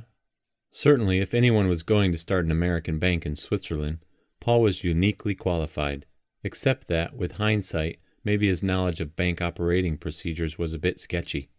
The Wall Street Journal was to describe him later as a personnel man's dream. He was born in Stratford, Ontario, where his father, an American Lutheran minister, had been called to a parish. Paul's father is now a vice president and administrator of the Lutheran Church in Canada, responsible for such activities as Lutheran hospitals and Lutheran insurance. Paul was sent at 14 to a Lutheran gymnasium, boarding school in Fort Wayne, Indiana, and then to Concordia College in St. Louis, where he met Helly, a native Basler. After he graduated from Concordia in 1953, Paul enrolled at the School of Foreign Affairs of Georgetown University, thinking he might be interested in the Foreign Service. He worked part-time as an editorial assistant at the Washington Post and graduated with an M.A. in 1955. Still not sure of a vocation, but wanting to study abroad for a while, Paul and Helly returned to her native Basel, where Paul enrolled at the University of Basel. One of his professors there later remembered him as a brilliant student. He received his second M.A. and then a Ph.D. in 1958, and his dissertation on Swiss-American economic relations was published in 1959. His academic credentials got him a job with the European coal and steel community. In collaboration with a German economist, a friend of his, Paul produced another book, this one in German, called Die Europäische Wirtschaftsgemeinschaft und die Drittländer, a study on the European economic community. Now his visibility was such that the Stanford Research Institute of Palo Alto scooped him up as a European representative. For 3 years he commuted from Basel to the Stanford Research Office in Zurich, but he told me I wasn't there much. I was all over Europe consulting on business problems. We did a study for Alfa Romeo on their trucks, another for a Dutch steel mill that wanted to know whether and how to build a large diameter pipe, and so on. Stanford Research moved him back to Palo Alto, but consulting began to Paul. He wanted to do more. Through Neil Jacoby, dean of the UCLA Business School and a director of Stanford Research, he met Charles Salique, a San Diego businessman who had formed an investment company called Electronics International, Inc. Salique sent him back to Basel to monitor European companies and then bought the idea of a brand new American-Swiss bank. "What do we call the bank?" Salique asked. And after some toying with words such as Swiss, Universal, and American, Paul suggested they call it the Salique Bank.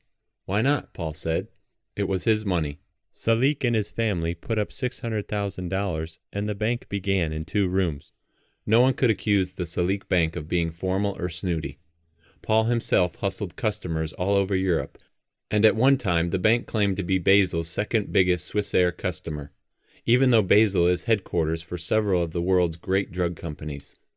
The Salique Bank not only took deposits and made loans, short-term collateralized loans in this case, but like most Swiss banks, it dealt in portfolio management, commodities, and foreign exchange.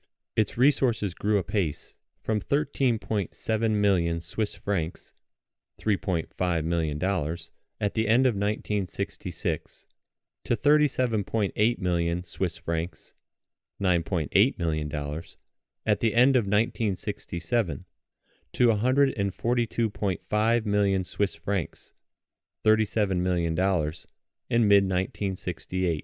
Paul's particular interest was in currency speculation. In many ways, this is the headiest speculative game of all, for it involves anticipating the moves of central banks, watching the trade balances of countries, and assessing both gossip and political intelligence. Basel itself is an arena for such talk, because the Bank for International Settlements, the clearinghouse for nations, sits in an old converted mansion opposite the railroad station. The headiness of the speculation comes from the large sums and high debt involved, because one side of the transaction has a floor. For example, let us say, as it was in 1967, that the Bank of England is committed to buy and sell pounds at roughly $2.80.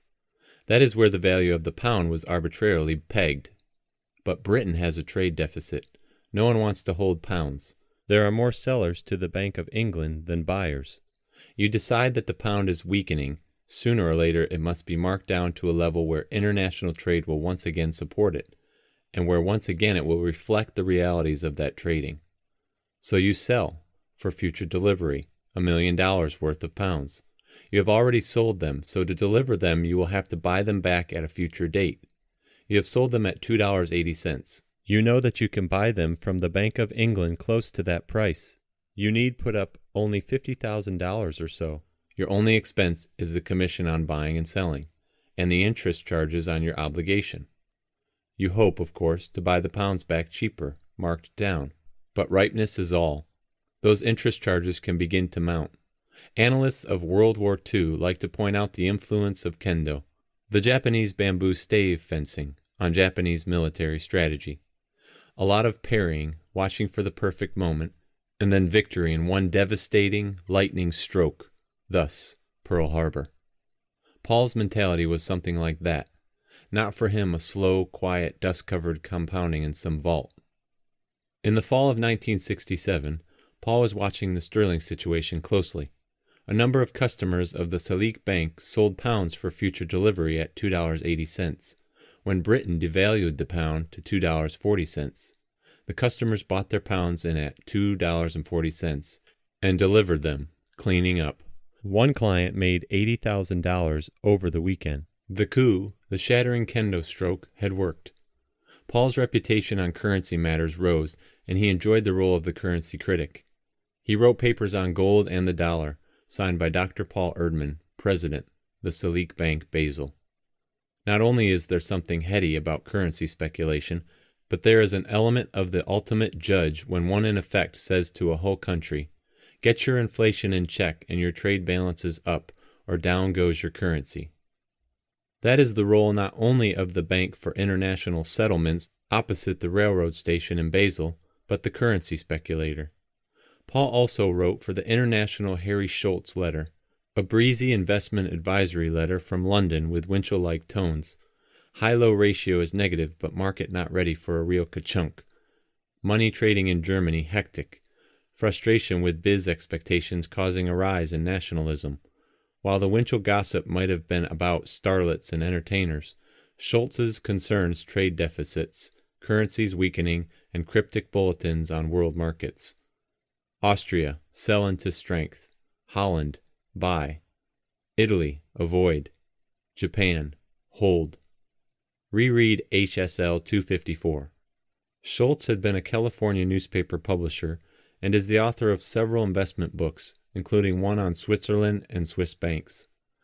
Schultz's readers, called HLSM, for Harry L. Schultzman, are a loyal group, take an HLSM home to dinner, who buy HLS ceramic cufflinks and spend several $100s for a ticket to the seminars in London and Denmark. Schultz likes to compare the United States to ancient Rome in its decadence. In fact, he signs his letters Slavius. Debasing of the currency is a favorite Schultz leitmotif.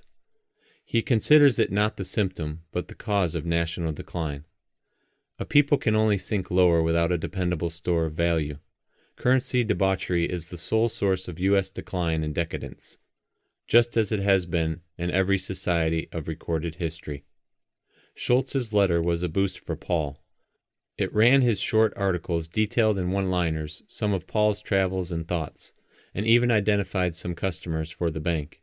It was one of Schultz's tenets that in the face of the weakening dollar, investors should not hold cash in U.S. savings or bank accounts. Instead, they could profit from the revaluation of the harder currencies, the Dutch guilder, the Japanese yen, the German mark, and Belgian and Swiss francs. Accounts in a Swiss bank could, of course, be invested in any of those currencies. And in fact, an account could be left in a Swiss bank in a time deposit and denominated in Swiss francs. Because of the corruption of the dollar, the faithful also saw exchange controls coming. Soon you would not be able to take dollars out of the country. After all, the English had once roamed the world, and now they were restricted at the borders to a few measly pounds and could scarcely travel abroad. The same could happen to Americans. The faithful, by getting their money out ahead of the lowering boom, could assure their future mobility. They would still be able to travel, to buy a house in France or a ski lodge in Switzerland. Their foresight would be rewarded. Denuded of the rhetoric, the faithful were, of course, right. The dollar has been devalued, some say not for the last time. Specific taxes have been laid on to discourage American investment abroad. and the first limitations on transferring capital abroad have been imposed. Your bank keeps a record of each transfer into another currency of more than $5,000. And in fact, you are supposed to report any such transfer to the IRS. Brand new law. Presumably, the IRS can thumb through all the microfilm any afternoon it feels like looking for fleeing capital. Schultz ran a short list of Swiss banks in his letter, with the Salik Bank conspicuously on the list. After one Harry Schultz seminar in London, an excursion to Switzerland was formed, with Paul and his fellow Salik Bank employees entertaining the excursioners in Basel. Paul said he did not always agree with Schultz's apocalyptic notes, and he disparaged some of the Schultz faithful as right-wing Texas kooks who eat that stuff up, but he was glad to have them as clients. For a small bank in Switzerland's second city, the bank had an unusual number of Texas clients, and reportedly some of the clients became shareholders. When Paul came to see me, he was not seeking another shareholder, he was seeking a friend for the bank. He did this naturally, as an active promoter, a selling president. He sought friends everywhere and found them. Economists, business school deans, currency experts, commodity dealers, all found him interesting and agreeable. He even cultivated the press, unlike, I am sure, any other bank president in Switzerland. Other Swiss bankers went to lengths to avoid the press. Paul courted friends for the bank everywhere. If he were asked to write an article on currency for a magazine, he was glad to do that. If, as we did, someone requested more information on Swiss banking, he would set us up with people who could help us. But he could sense my enthusiasm. A dynamic young bank that had increased its resources by a factor of 15 in less than 3 years. That was exciting to me. Coincidentally, the bank had grown so fast that it needed more capital, and it was just in the process of raising it. Paul himself had written the prospectus, and while the prospectus, representing a Swiss corporation, naturally did not need to be registered with the SEC in Washington, it was just like a prospectus for the SEC, because we want to do everything right. We may come to the U.S. someday, and a New York law firm is going over it completely. It occurs to me, Paul said, that you would be a very good shareholder for us to have. I said I was very interested. We shook hands, mutually impressed, and Paul went back to Basel that evening. The prospectus arrived a month or so later. From the beginning, 1965, said the prospectus, the Salik Bank was conceived as a bridge between conservative Swiss banking, characterized by extreme caution, stability, and a unique expertise concerning financial matters on a worldwide basis, and modern corporate and financial management techniques, usually identified with the United States. The bank had, the prospectus reported, recruited talent in the fields of portfolio management, foreign exchange, and commodities, and a Swiss financial newspaper had reported that the bank was the fastest growing banking institution in Switzerland. The bank, the prospectus reported, acted as a broker and dealer in foreign exchange, metals, and commodities. This field of activity, said the prospectus, is usually reserved to the large commercial banks, since the private banks of Switzerland seldom have sufficient expertise in this rather esoteric area of international finance. The Salik Bank has sought, it added, to move beyond the usual areas of money management offered by many of the more traditional private banks in Switzerland, and to provide total money management by building its capabilities related to type of investments other than the usual stocks and bonds. Little did I know, but those paragraphs contained the potential for disaster. But like the hidden figures in the child's puzzle, how many animals can you find? My eye could not see anything but good. The bank was also to open a subsidiary in Brussels. Then within 3 to 5 years, there would be an international bank holding company, which could make other acquisitions, on a larger scale, in other areas of Europe, as well as perhaps the Far East and even Australia. The Far East and even Australia. The sun would never set on the Salik Bank. I asked some of my pals on Wall Street for their counsel. I said I had a chance to buy a rapidly growing Swiss bank at a quarter over book value. Would they do something like that? How much can you get me, they said, to a man, and they offered to take any leftover. Of course, they were basically gunslingers attracted to such situations. They didn't get any of the stock, but that didn't help them. The nursing home and peripheral computer companies they bought did just as badly. My enthusiasm grew. I decided to go to Basel. When you land at the airport in Basel, you notice one thing right away. You're not in Switzerland, you're in France. Everybody wants to own land in Switzerland because of its stability, and that puts a premium on land. So the Basel airport is over the border in Alsace, a part of France, halfway to the town of Mulhouse, and when you come out of the airport, the freeway or turnpike has a big fence on each side, a nice sanitized corridor into Switzerland, uncontaminated by France. You would have to say that as a European city, Basel is undistinguished but likable. green trams seem to run everywhere. You can sit by the Rhine watching the barges and sip pleasant Swiss wines, or even pleasanter German ones. And there are some nice parks and squares. For a city whose main industry is a series of drug and chemical complexes, it seems remarkably clean. At first, when you walk the streets, you can't quite define what's missing, and then you realize it's the garbage bags spilling over on the sidewalks that you see so consistently in New York and London. And where is the litter? Where are the wrappers underfoot, the cigarette butts, the old newspapers? I never could figure out whether everybody peel strips their butts and throws the tiny shreds into a container, the way they bring you up at Fort Dix, or whether the Turks and Spaniards and Italians who clean Basel just do a good job. Paul picked me up at the airport and we had lunch with the gentleman who was to fill us in on the background of Swiss banking, the subject that had brought Paul and me together. And after lunch we went to St. Jakobstrasse, one of the main thoroughfares of Basel. There it was at number 7, all glass and metal and shiny, 4 stories of it, my Swiss bank. Paul had worked with the architect, designing the circular staircase that connected 2 floors. Otherwise it looked like, well, what can you say? It looked like a bank, like an American bank, all open and bright and shiny, with tellers and people in shirt sleeves and calculators. Which is to say that it did not look like a private Swiss bank, with its corridors and guards and its general air of reticence. We sat in Paul's office, with its impressive desk and conference area, the right dimensions for a proper bank president.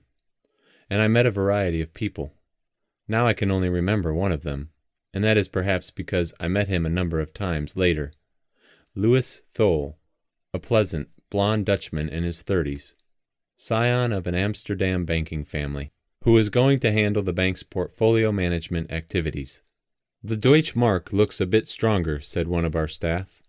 "Let's buy another 1,000,000 Deutsche Marks," Paul said. Louis Thole wanted to know if I had looked at Japanese convertibles. I hadn't. "The Hitachis are coming next week," Louis said. "They are beautiful. They are quite sexy." "Silver," Paul said. "Silver is going to go through the roof." I knew the silver story. "I'm doing a report on silver," Paul said. "The U.S. Treasury will run out of silver at some point, and then, whoom! We have a man in Beirut who is very good on silver. And gold, well, the world was not going to stand for long for all these jerry-rigged paper currencies, depreciating every day as their governments printed more paper." Then another pleasant gentleman came in, whom I will call Elford because I can't remember his name. Elford had with him the forms to open an account. I said I was going to become a stockholder, not a depositor. Elford said most of the stockholders were also depositors, and didn't I know all the advantages of a Swiss bank account? I don't know what made me hesitate. Swiss bank accounts seemed appropriate for Las Vegas gamblers, South American dictators, mafiosi, and people with cash incomes, some doctors, say, or with incomes abroad who weren't about to tell the government their foreign earnings because they considered taxes a personal injustice. I didn't see myself as the holder of a numbered account. Where would I keep the number? Tattooed on my heel? And what would I put in the account anyway? "I don't need an account," I said. "I already have a checking account in the United States." Elford looked a little weary. Obviously, that was not the right thing to say. I began to think the other visitors to the bank must have arrived with cardboard suitcases full of currency. "Look," I said, "I'm very excited by the bank as an investment, but I pay my taxes." Elford looked absolutely blank at that. I was still apologetic. "My income," I said, "is totally visible, and they take the taxes right out. And anyway, if you don't want to pay your taxes right away in the United States, you put your money into tax shelters, and then you don't pay them, at least that year. All legal and approved by the government." I had Elford's interest. "See, the United States Congress writes the tax laws," I said. "Then special interest groups lobby for privileges." I told Elford about my cattle. Alfred liked the Western flavor of the tax postponement, but it did not deter him. You do not have to have a numbered account, Alfred said. You can have an account as public as you like. I am happy you like to pay your taxes. In Switzerland, we feel that what happens between a gentleman and the tax agents of his own country is his own business. In Switzerland, we cooperate fully with other countries in pursuing criminals, but by Swiss law, tax evasion in another country is not a crime. But let me ask you, are you married? I was married. Happily married? Happily married. Now, said Alfred, you are happily married. You have insurance on your house. You naturally believe you will always be happily married, but you know that statistics do not bear this out, especially in America. And we know what happens in American divorces. They are famous. The woman keeps the house. She continues to live the same life. Lawyers in the courts take the husband's income and permit him to live on $70 a week, in poverty. You are happily married now, but no man knows the future. 5, 10, 20 years away. You are an American. You like to pay taxes. If you do not want to pay taxes, you feed cows. You think you will always be happily married? But do you not owe yourself a little insurance? What are you saying? I asked. With an account here, you need do nothing illegal. You can pay your taxes, you can buy stocks on any exchange in the world, you can buy and sell commodities anywhere in the world, and no one need know about it. And someday, when your wife's lawyers are trying to take away the money you have worked for 20 years to build up, you will have a private reserve. Alfred must have met Americans before. Like a master insurance salesman, he closed in. Even the happiest of husbands would have paused for a moment. Nothing illegal, Alfred said. There is nothing illegal in trying to strike a more equitable bargain with your wife's lawyers. That has nothing to do with you and your government. Now that the matter was not between me and the government, but between me and my wife's lawyers, those sons of bitches who were going to make me live on $70 a week, I began to loosen up. I could see them, the ferret-faced wretches, Bardell and Pickwick, crackling at their roll-top desks, rubbing their bony hands together as they dispatched me to some roach-infested garret with winos lying in the hallway and junkies shooting up under a 10-watt bulb. Why? What did I do? It's not illegal not to tell my wife's lawyers, I said, forgetting for the moment that my wife had no lawyers nor any need of them. You don't owe your wife's lawyers anything, do you? Alfred said. They're going to try to prove you a criminal. That is the nature of American divorce justice. One party must be a criminal, an adversary proceeding, a criminal in fiction, mind you, mental cruelty, lack of attention, what have you, things that would make a European laugh. When an American wife behaves in a manner that would cause her to be shot if she were married to a European, the American stands still like a patient lamb to be fleeced. I've seen some tough cases, I said. A friend of mine just went through it. They left him one shirt and one cufflink. Another thing, Alfred said. Your dollar is declining. Your Vietnam War is bleeding it. Your government mishandled its finances. That is going to cost you dearly as a citizen. I've been saying that for 3 years, I said. Good, Alfred said. Now you pay your taxes, so you are already paying for your government's political sins. But why should you pay for its fiscal sins when you yourself warned against them? Your account here will be in Swiss francs, so when the dollar falls apart, you will still have some currency with some value. Terrific, I said. Sign here, Alfred said, holding the pen out for me. Wait a minute, I said. I don't need a number, just a name. The number is for us, Alfred said. Not secret. Your own account in America has a number. All bank accounts have numbers. Computers can't work with Roman numerals. Okay, I said. Alfred held the pen out. I signed the form. No secret number, I said firmly. As you wish, Alfred said. I had a Swiss bank account. I put $200 in it. No alarm clock, I said. No toaster. No bonuses for signing up? Do I get pretty checks? A winter scene? Alfred did not seem to know about the American banking tradition of giving away $2 appliances for new accounts. And he indicated as long as the account was that size, I would probably not need checks. The bank charges for the various bookkeeping transactions of deposits and checks were higher than in the United States. Paul came back into the room. You have a new depositor, I said, but no number. Good, Paul said. Now that I'm part of the family, I said, tell me, do we have any South American dictators as depositors? Oh, for heaven's sake, Paul said. I bet we must have one mafioso. What's a Swiss bank without at least one mafia account? For heaven's sake, Paul said, we want to go public with this bank. We walked out through the bank, and Paul pointed out various of the officers. One was working in a small room with a desk calculator. Paul said he was from a wealthy family. He himself was a multimillionaire. Then why, I asked, was he working in a bank? First of all, Paul said, in Switzerland everyone works. We have no playboys. If you are going to be a playboy, you have to go to the south of France or to London or New York, or wherever they have that environment. St. Moritz is for foreigners. And second, in Switzerland, you never know how much money anyone has. There are families in Basel whose net worth must be $1 billion, but you never know. If you ever get to anyone's house and through the front door, sometimes you see it on the walls. Picasso's, Renoirs, and so on. And when they take a vacation, they take a good vacation, a safari in Africa, a visit to South America, and so on.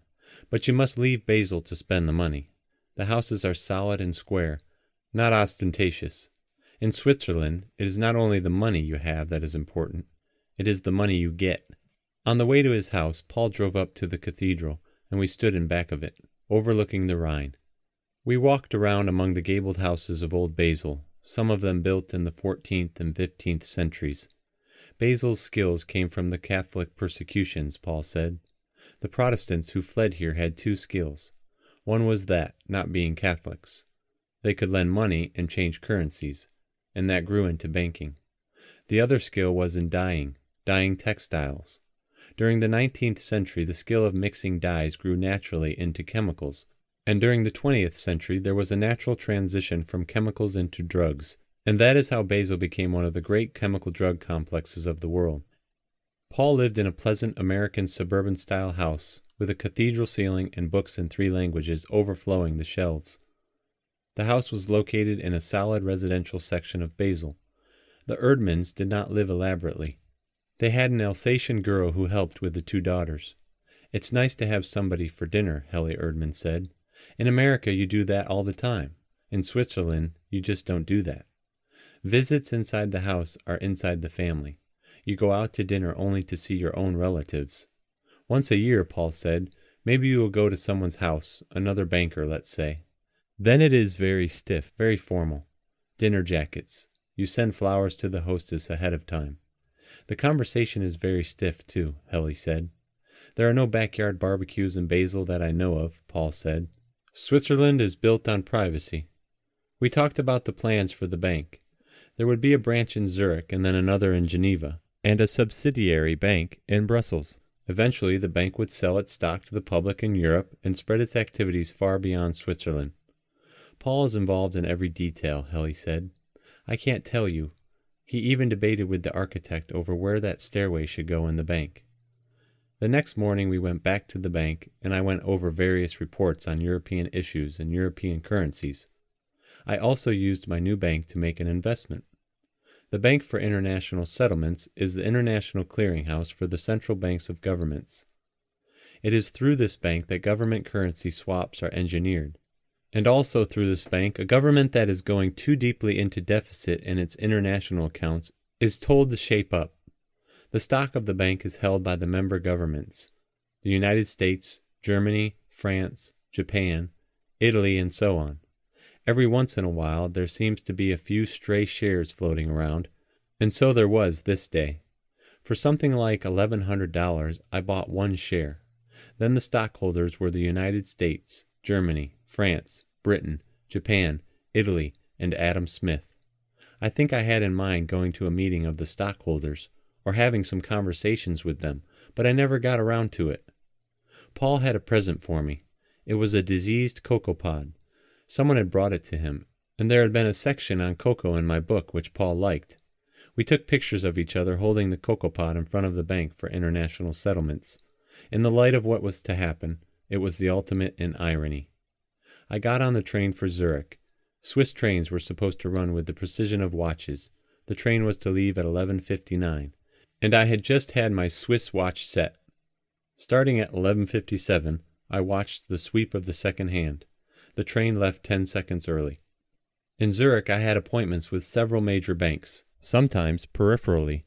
I would drop the name of my new bank into the conversation just to test the reaction. There wasn't much of one. Those that had heard of it didn't know much about it. One banker who had thought the bank was very aggressive, which in Switzerland is not a term of praise. In Zurich, the visceral feeling I had about Switzerland and money began to be confirmed.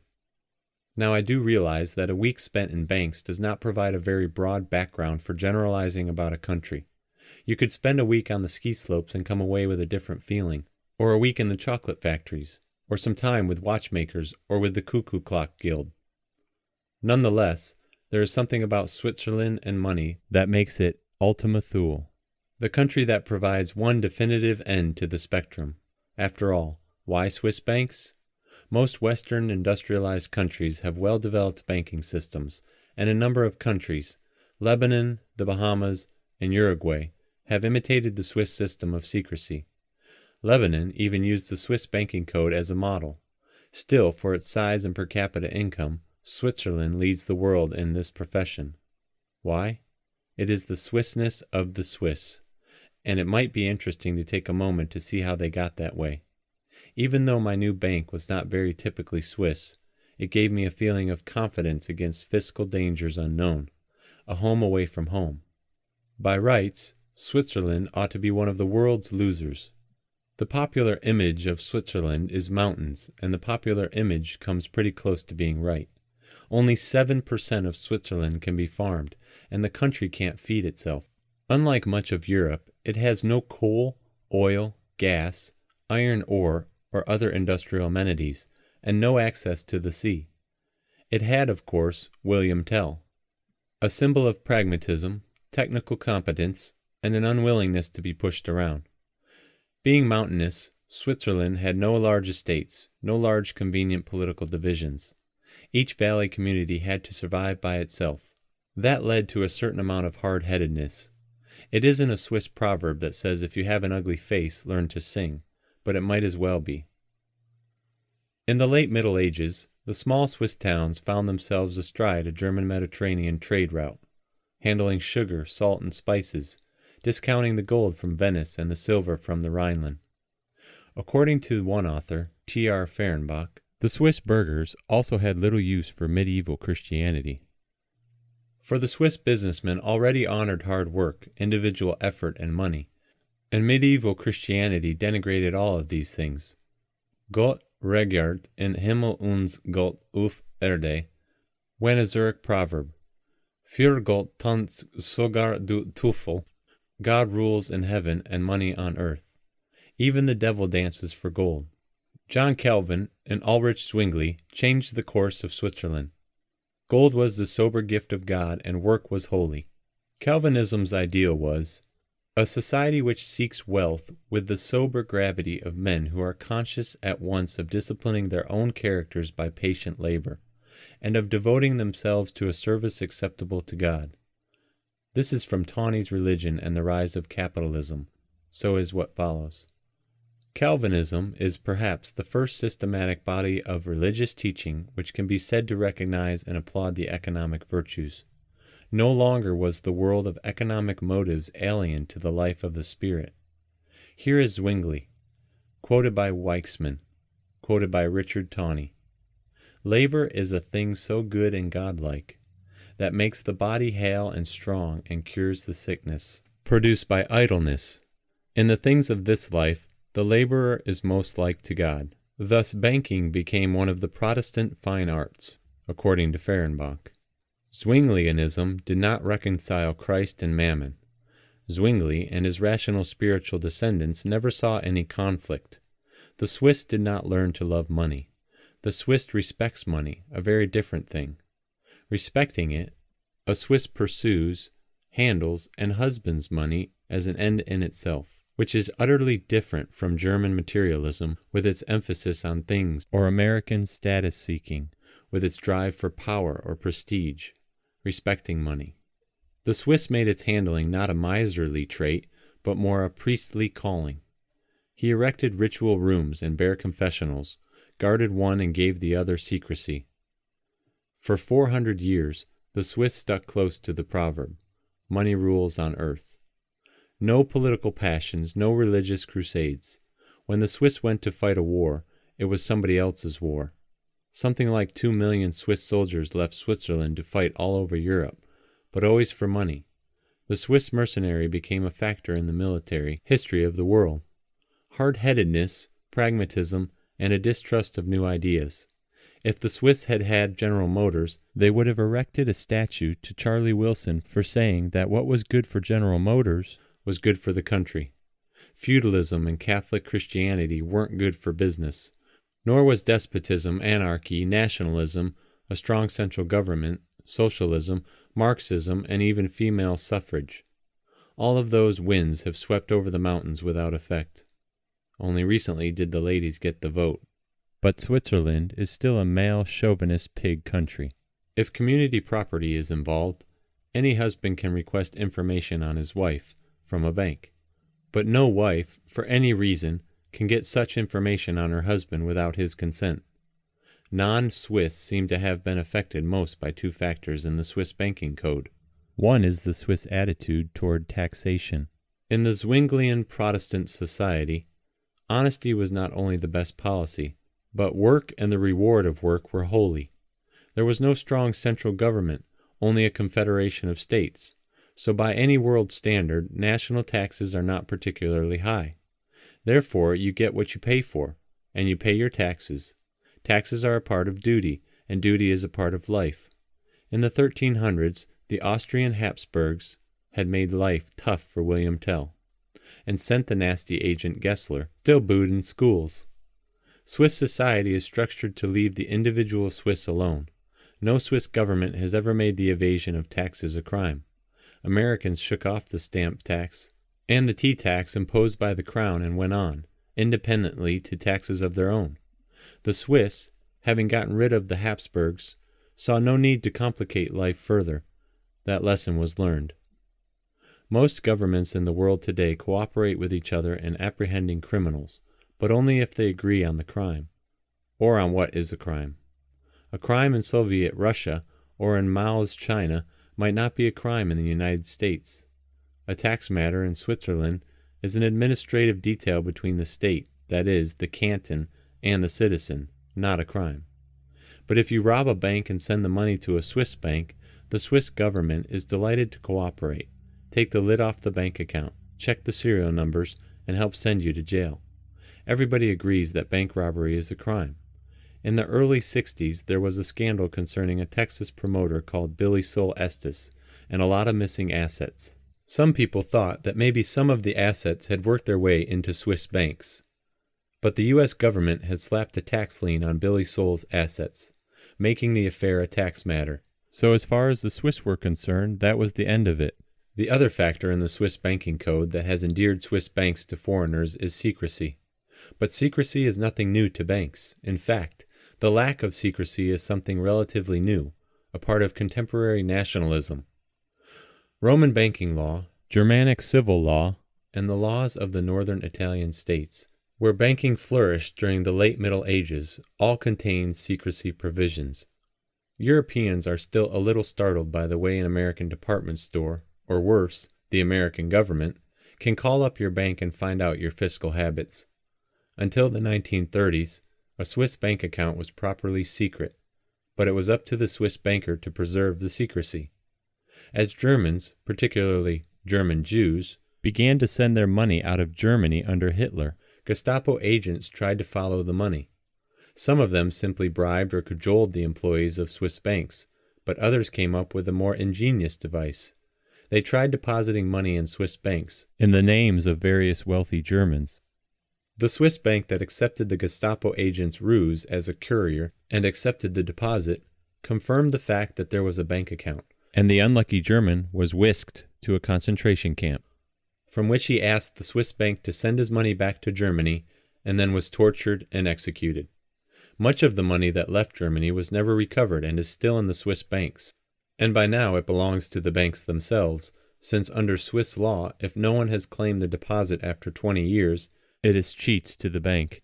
The Swiss government was annoyed enough by the Gestapo's tactics to ratify the Banking Code of 1934, which made bank secrecy a part of the penal law. It took the moral burden off the banker by making it a crime to reveal any banking secrets, and it reassured foreigners that foreign deposits were protected by Swiss law. The final appeal of the Swiss bank is not in the Swiss banking code, but in the Swiss banker. From his neutral perch, he has seen the world on the horizon go to war for 700 years.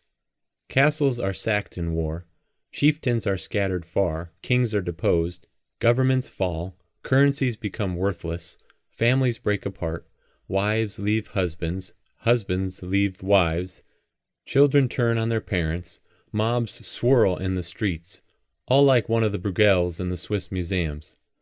If governments were not corrupt, if paper currencies did not depreciate, if taxes were fair, if there were no wars, if humanity were not so fallible, if the world were like Switzerland, then there would be no need of Switzerland. But the world is like that, and if Switzerland did not exist, to paraphrase Voltaire, it would have to be invented. The money in the bank is there in solid Swiss francs backed by gold. Never mind the people who brought it there, it is the money that is immortal, to be tended like a delicate flower by God's own anointed gardeners. Even that simile is not quite accurate, for it is more important that the money be preserved than that it grow. Thus, the honored calling, to preserve the incremental lump, the evidence that somewhere, sometime, someone pleased God with some work that was rewarded. Husbanding the lump, that stewardship is an elite enough calling. And incidentally, very profitable. Can anything profitable be all bad?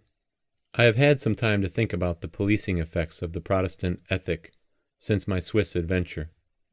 Clearly, something was lacking in the competence of Swiss accountants, or in the Swiss banking system. Somewhere, some Swiss had not made the handling of money a proper priestly calling. Would I rather be policed by the Fed in Washington, or by the ethics of the good Swiss bankers? The trouble is, even in Switzerland, nobody really lives in fear of God, Calvin, or Zwingli anymore. Most of the habits continue in good shape, but the Protestant ethic leaks. In the month following my first visit to the bank, Paul and Louis Thole came to New York. Paul was eager to get the bank established in underwritings, that is, to be one of the groups selling securities to the public, a function usually done by brokerage houses in the United States. Paul also wanted the bank to get more deeply into money management, running portfolios for clients. Those were the heady days of offshore funds, led by Bernie Cornfield's IOS. The funds were headquartered in tax havens, such as Curacao and the Bahamas. These are countries equal to the United States, Britain, and West Germany in legal status, but their laws governing taxes, investment policies, and the ability to borrow on the funds were and are more relaxed than those of more developed countries. Paul and I talked about a hedge fund to be operated by the bank, as an additional service to its clients. We tried the hedge fund for a brief period on a pilot basis, that is, with a very small amount of money, but with the pretense on paper that it was really full size. We washed around in some of the popular stocks of the tail end of the bull market, but it was plain to see that there was something nervous in the market. It simply did not behave with any degree of health. We discontinued the experiment after a few months with a small loss. In the spring of 1969, I got a jubilant letter from Paul. Now the stationery was different. It bore the bold words, United California Bank in Basel, in the same typeface used by the United California Bank in Los Angeles. It also had a familiar monogram, UCB, familiar to me because I had once lived in California, and the UCB had a very catchy UCB commercial all over the television channels. Now we can proceed with a number of projects, Paul wrote. You will see by our new stationery that we have changed our name and made a great step forward. The United California Bank has bought a majority interest in the bank. UCB itself is the flagship bank of Western Bank Corporation, one of the biggest bank holding companies in the world. Frank King, the chairman of both the UCB and Western Bank Corporation, has become our chairman, and I am vice chairman. We have a number of very exciting plans. But for the next year, I was not in very close touch. We ran a seminar on American investments at the Savoy in London, attended by a number of European institutions, major banks, mutual funds and insurance companies from Britain, Switzerland, France, the Netherlands, Belgium, Germany, and Italy. Paul and Louis came as invited guests, but I did not have much chance to speak to them. In the spring of 1970, our Basel Bank offered additional shares to its shareholders. I called Paul. He said things were going well, that the expansion was continuing, but that 1969 had been a disappointing year due to losses in the securities markets. That was not surprising. 1969 was not a good year anywhere. But now we had a new and additional important shareholder, the Vesta Insurance Company of Bergen, Norway, and through them, perhaps 20 Scandinavian banks. Scandinavia was to be a new and fertile field, and our Scandinavian shareholders would send us a lot of reciprocal business. Bear market gloom was upon Wall Street, and brokerage houses tottered. There wasn't much time to think about Basel or the United California Bank, but presumably things were going well. That was all I knew. The Basel Bank was indeed one of the fastest growing financial institutions in Switzerland. In the United States, such an image would have been welcomed. In Switzerland, it was considered not sound and a bit pushy. For one thing, it was not easy to find qualified, competent people. Hiring away from another bank is something not readily done in Switzerland. To manage the bank's portfolios, Paul recruited Elfried Kaltenbach, an affable, nattily-dressed Swiss with uncharacteristic long sideburns. But the prize catch was Bernard Kummerly, an intense, nearsighted, rather olive-skinned foreign exchange specialist. Kummerly was a native of Rheinfeld, a small Swiss town near Basel noted for its spa and medieval old section. Kummerly's father was the banker in town. Kummerly had been educated in the local schools and in a private Catholic school, and then had worked for the Credit Suisse, one of Switzerland's big three banks. Paul found him at the Bank Hoffmann, a smaller private bank, where Kummerly was the head of the department that traded currencies. Kummerly was very ambitious. His reputation was that of a walking computer, a man who could transact millions in foreign exchange in his head, the essence of cool. Kummerly is described as emotionless, which can scarcely be true for someone with that kind of fire in his belly. But that was the description extent. Kummerly could effect $10 million trades without the flicker of an eyelash. 3 or 4 young traders came with Kummerly from the Bank Hoffmann, one of them Victor Zamuli. The Lee or Lay suffix in a Swiss name is a diminutive. Swiss German abounds in diminutives. When Paul's trading department got going, Kummerly and Zermuli became known to the currency and commodity traders in Europe's financial centers as the Lee Boys or Lee Boys. Paul had assembled a staff of young executives, almost all of them in their 30s, but not without some cost. The big three banks of Switzerland sent Paul a rather stiff, formal, 4-page letter. It was not done to go raiding for employees, said the big three, and Paul was to stop it. Kummerly arrived in mid-1968 and took a characteristic plunge into silver futures. The bank and some of its customers had already been into silver, and Paul had put out a letter in May suggesting that silver was a sale. But if his executives and his customers wanted to speculate, well, the customer was always right. The rationale for the silver play was that the U.S. Treasury had stopped selling silver. Industrial uses of silver were growing. Therefore, with the U.S. Treasury no longer selling and industrial uses growing, silver had to go up, right? There was only one problem with that reasoning, and that was that the story was too old. Speculators had already anticipated all the events. I myself had called out the dollar bills that came to me when breaking a 10 or a 20, and saved the ones that said silver certificate on them. And in fact I had taken 19 of them to the U.S. Treasury and traded them for a baggie full of silver. At this point there were no more dollar bills that were silver certificates, and the price of silver had in fact gone from 91 cents an ounce to $1.29. The price at the time that the Treasury had stopped selling, all the way to $2.50, the point at which the Basel geniuses discovered it. But so had all the people who had patiently bought silver for years, awaiting just such a rise. Certainly the last 30% of the rise had been sheer speculation. By the end of 1968, the speculators had begun to cash in, and silver was down to about $1.80. In a commodity trade, the cash the investor puts up can be as low as 10%, So a drop of 25 cents an ounce on $2.50 silver would wipe out the account. Long before that, there would be margin calls.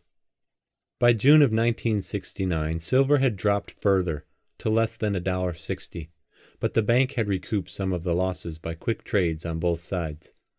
For its own account, the bank made back its losses, but its customers who had been in silver were, needless to say, quite unhappy, and some of them complained to Paul. Since May 1968, Paul had disassociated himself from the silver trades. He believed, he said, in giving his staff full rein, in leaving them complete autonomy. Paul felt badly about some of the accounts with silver losses. Those guys, he said of his staff, put some people in who had no right to be in. Not exactly widows and orphans, but practically. That was wrong, especially after his form letter predicting just such a decline. So the bank did an extraordinary thing. It canceled some of the silver trades, taking the losses onto its own books. We looked over the list, Paul said, and we figured if it was a sophisticated guy, he was big enough to take his own lumps. But some of the accounts weren't, and we took the losses ourselves. The losses on the silver accounts were more than 2 million Swiss francs. If it had become known that my Swiss bank was guaranteeing its clients against loss, it soon would have become the most popular financial institution in the world. Yet the bank was to do this twice more. Once it was in an over-the-counter stock called Leasing Consultants, Inc., a Long Island computer leasing company which financed aircraft and computer equipment. There was a plethora of such companies in the late 1960s. They based their existence on a bank loan for, say, an IBM 360 or a jet plane, something that could be readily leased.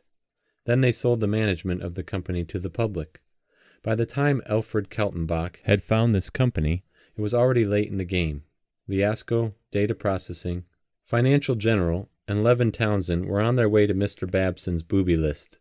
An analyst in Oslo, Norway, told our sideburned and Natalie-dressed Kaltenbach about Leasing Consultants, proving that distance from Roslyn, Long Island, lends enchantment.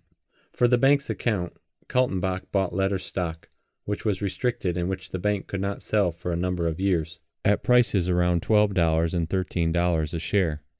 Not only did the bank buy Leasing Consultants for its own account, it circulated a report on its own stationery recommending its purchase. 19 of the bank's clients bought the stock through the bank. Unfortunately, Leasing Consultants went the way of many such companies. Its income had been overstated, and early in 1970 it admitted it. The stock dropped to 7. By August, the company had filed for bankruptcy, and the stock was 37 cents bid. Again, the bank was distressed at the losses of its clients. This time, the major loss was in the bank's own account, in fact. The loss was to total $2 million. But the 19 clients got their money back. In the Wall Street Journal, Ray Vicker reported that one startled customer had said, "This was the first time anybody ever reimbursed me for a bum trade." Meanwhile, Coomerly had found a new field for his talents, cocoa futures. But by the time Coomerly was really rolling, our bank was part of the great United California Bank. In 1968, Paul had been on a trip to the West Coast and had looked up his friends from the Stanford Research Institute. Over drinks one night, Paul met Edward Carter, the chairman and chief executive of Broadway Hale, one of the nation's major department store chains. Carter, who was on the board of both the United California Bank and its parent, Western Bank Corporation, later called Cliff Tweeder, the vice chairman, who set up a meeting for 9 the following morning. Tweeder was joined by the senior vice president for international affairs of the bank, Victor Rose, then 65. Within 10 minutes, according to Paul, Rose had said, "Can't we buy that bank?" In October, shortly after my own visit to Basel, Paul had met Frank King, the chairman of the United California Bank, in the London Hilton. King, then 71, had started as the assistant cashier of the First National Bank of Sparta, Illinois. He had been president of the United California Bank for 24 years. "We want to buy your bank," King said. King had 3 prerequisites. First, that the United California Bank in Los Angeles have absolute control. Second, that Charles Salique and his family retain no further interest. And third, that the management team stay on. In January, King came to Basel to look over the bank. There seemed to be no question of his fascination with Paul Erdmann. In March of 1969, there was a handshake agreement between King and Salik, and the lawyers went to work. The deal was complete in May. The Basel Bank was valued at $12 million. What the UCB sought, among other things, was the Basel Bank's toehold in Switzerland and Europe, and even more important, its dynamic young executives. "We bought the bank to get Paul Erdmann," said a UCB official at the time, and according to Ray Vicker of the Wall Street Journal, King regarded Paul almost as a son. The United California Bank put 2 men on the board of its new acquisition. Frank King became the chairman of the board, and Victor Rose became a director. The California Bank was quite proud of its acquisition. It changed the name almost immediately to the United California Bank in Basel. In its glossy annual report for 1969, it discussed the acquisition of the Basel Bank as high among its achievements for the year, and listed it as a subsidiary. Paul had thought the affiliation with a powerful bank would bring in new business, but apparently it did not. Paul was to report directly to Frank King, and in their discussions they went over a potential international program. In particular, now that he had Scandinavian stockholders, Paul had planned his end run around the dominant banks of Scandinavia. There were no American banks in Scandinavia. Now, with his new Scandinavian connections, he could meet middle-sized businessmen in those countries and recruit their accounts before they moved from their country banks to the major banks of the Scandinavian capitals. At the time the California Bank took over, it had sent in its own auditors, who reported how the bank had taken over the customers' losses on silver, and also that there was a substantial exposure on margin accounts. But this did not get in the way of the merger. In fact, according to Paul, there was little communication with the parent bank. Occasionally, Paul said, a visiting fireman from Los Angeles would come through.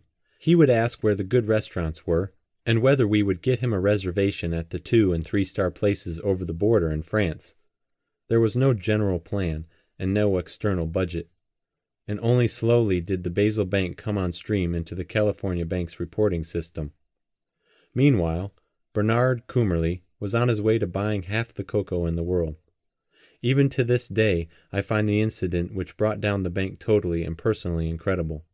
I had received the write-up on leasing consultants, and in fact, had asked Louis Thole where they had come up with such a turkey at such a late date. But no one ever told me our bank was going into cocoa. What was to follow was as bizarre an example of nature imitating art as could ever be found. For after all, I had been into cocoa a bit myself. That was back when the great Winfield discovered cocoa trading.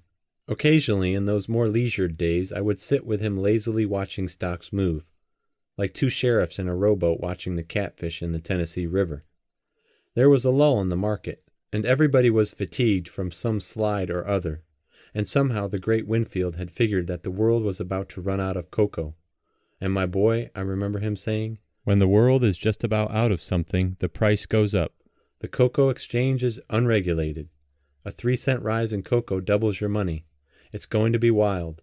Come along for the party." The cash you had to put up for a cocoa contract was small.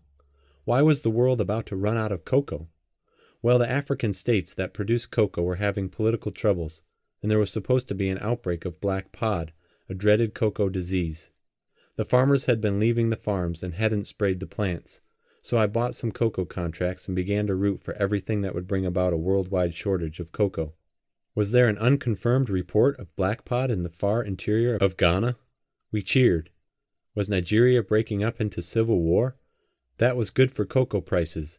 Maybe they wouldn't get the cocoa to market.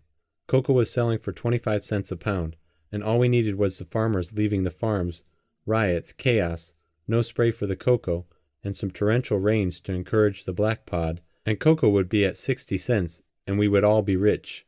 We even sent Fat Marvin from Brooklyn, 5'6", 245, to West Africa to find out what was going on. Marvin knew pieces of paper in the commodities markets. In fact, he had just recently gone busted trading the same.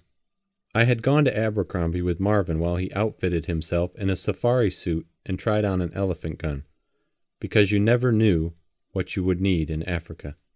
We waited breathlessly for word from Marvin about our speculation, and got telegrams like, "Raining off and on, Marvin." And Britisher in hotel here says same number of cocoa trees as last year, and capsid fly under control. We did not know a capsid fly from a horsefly, but anything that ate cocoa trees was all to the good. Eventually, they brought in a nice medium cocoa crop, same as most always, in spite of civil war, chaos, riots, no spray for the cocoa trees, and the dreaded black pod. Marvin returned, having had one adventure where he was dunked naked into warm oil by some of the locals. Cocoa prices did not go up, and we lost our stake. I wrote that story, and it was not only in the money game, it was also in De Grosse Spiel ums Geld, more or less the same thing in German. And in fact, Paul and I had taken those pictures with the cocoa pod in front of the bank for international settlements. The problem, or one of them, with our cocoa venture, was information and its interpretation. There were some serious players in the game, Hershey, Nestle, and M&M, and they brought real cocoa and knew a capsid fly from a black pod.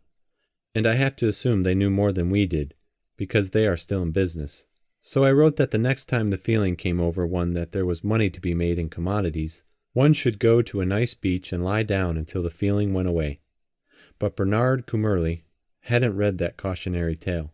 When I was trying to find how my bank could have evaporated into the soft summer air so quickly, a vice president of the United California Bank in Los Angeles said, "You know this is all just like your own story about cocoa."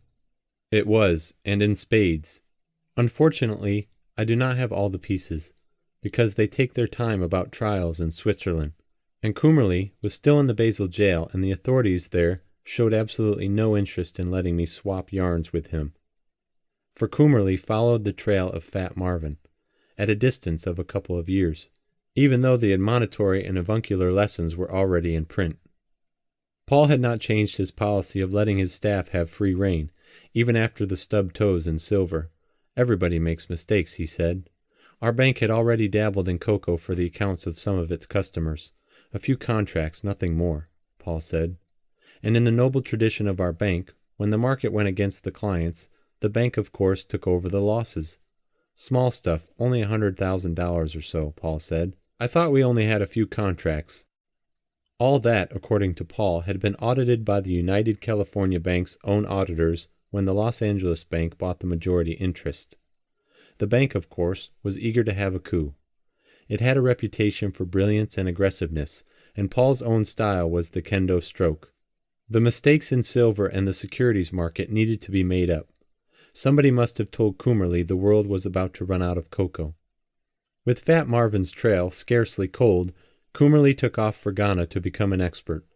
Later I asked Paul what Kummerly had done in Ghana. "Damned if I know," he said. "Drank a lot of beer?" I think he got to know some of the fellows who were experts, commercial attachés, people in the cocoa trade, and so on. In mid-July of 1969, there was some sort of interdepartmental intrigue going on in the commodity department of our bank. Kummerly was on vacation, and the other one of the Lee boys, Victor Zummerly, came to Paul to report that Kummerly had been speculating. According to Paul, Zummerly discovered 3,000 cocoa contracts, all betting on chaos, riots, no spray, and black pod. What did they do? We traded them out. Heretofore there had been no limits on the commodity traders. Now Paul told the young Swiss accountant on his staff, Helmut Brutzky, to set controls. Apparently Brutzky never got started, and even Paul, out on the frontiers wooing the Scandinavians, began to realize that better operational controls were needed. He hired such an officer from a Swiss unit of National Cash Register, but he didn't work out. And by the time another such officer was brought in, this one from the Volksbank, the books had been doctored. When Kummerly returned from vacation in August 1969, he promptly fired Zummerle. Zummerle, he said, had been speculating without authorization. What follows is perforce a bit hazy, and it may safely be said that probably no one knows exactly what happened. Since the bank closed its doors, teams of auditors have been sorting out the Byzantine mess, and to compound the usual Swiss secrecy, a trial is impending, and much of the information belongs to the prosecuting attorney, who is tight-lipped even for a Swiss and a prosecuting attorney. Somewhere along the line, the United California Bank in Basel bought 17,000 cocoa contracts. 17,000 cocoa contracts. With a face value of $153 million. That is quite a chunk for a bank with a net worth of $8 million or $9 million. The contracts were sold by major commodity brokers, Merrill Lynch, Hayden Stone, and Lomcrest of London. Normally, brokers would not extend a total of $153 million in credit to an institution with $8 million in assets. But our stationery did say that we were the United California Bank in Basel, and the United California Bank itself had assets of more than $5 billion. Our bank's exquisite timing extended to cocoa. It managed to buy at the highs something like 48 cents a pound, and the market promptly began to erode. By June of 1970, it was close to 30 cents a pound, and on 10% margin, the bank had lost 3 or 4 times its stake, maybe more, and was desperately insolvent, except for whatever its California parent cared to put up. Only nobody knew it, since by now the books were really doctored. The balance sheet was undeniably falsified, said Max Studer, an auditor from the Swiss Society for Bank Inspection. But the chicanery had begun before. The bank had not exactly taken all its loss on the leasing consultant's fiasco. That was just too big a loss, Paul said. No one writes off 5 million Swiss francs in 1 quarter. That was too big a hunk. You spread it over a longer accounting period. It would have looked very bad. What Kaltenbach did was to get a letter from the Norwegian firm that had first recommended the stock, promising to buy it at its $25 cost. Even though by then the stock was down some 40%. In return, the bank promised to make good the Norwegian firm's purchase so that they would lose no money on it. In other words, the two institutions would trade worthless pieces of paper. The Norwegian guarantee is meaningless, Paul told the California Bank. As long as it keeps the auditors happy, said L.A. Apparently that was all right with the California Bank. The auditors were a company called Gesellschaft für Bankenrevision. The auditing firm itself was owned by 2 of Switzerland's big 3, the Swiss Bank Corporation and the Credit Suisse. Not only were the auditors happy, but they approved and certified a balance sheet that was already short by about 20 million Swiss francs. Kummerly and crew rather desperately tried to straddle cocoa as it fell. Some auditors, that is, tried to minimize losses by contracts covering short-term fluctuations with different delivery months. But even the straddles misfired. On the rare occasions there was a cocoa profit. That went onto the books. When there was a loss, the confirmations went into Kummerly's desk drawer.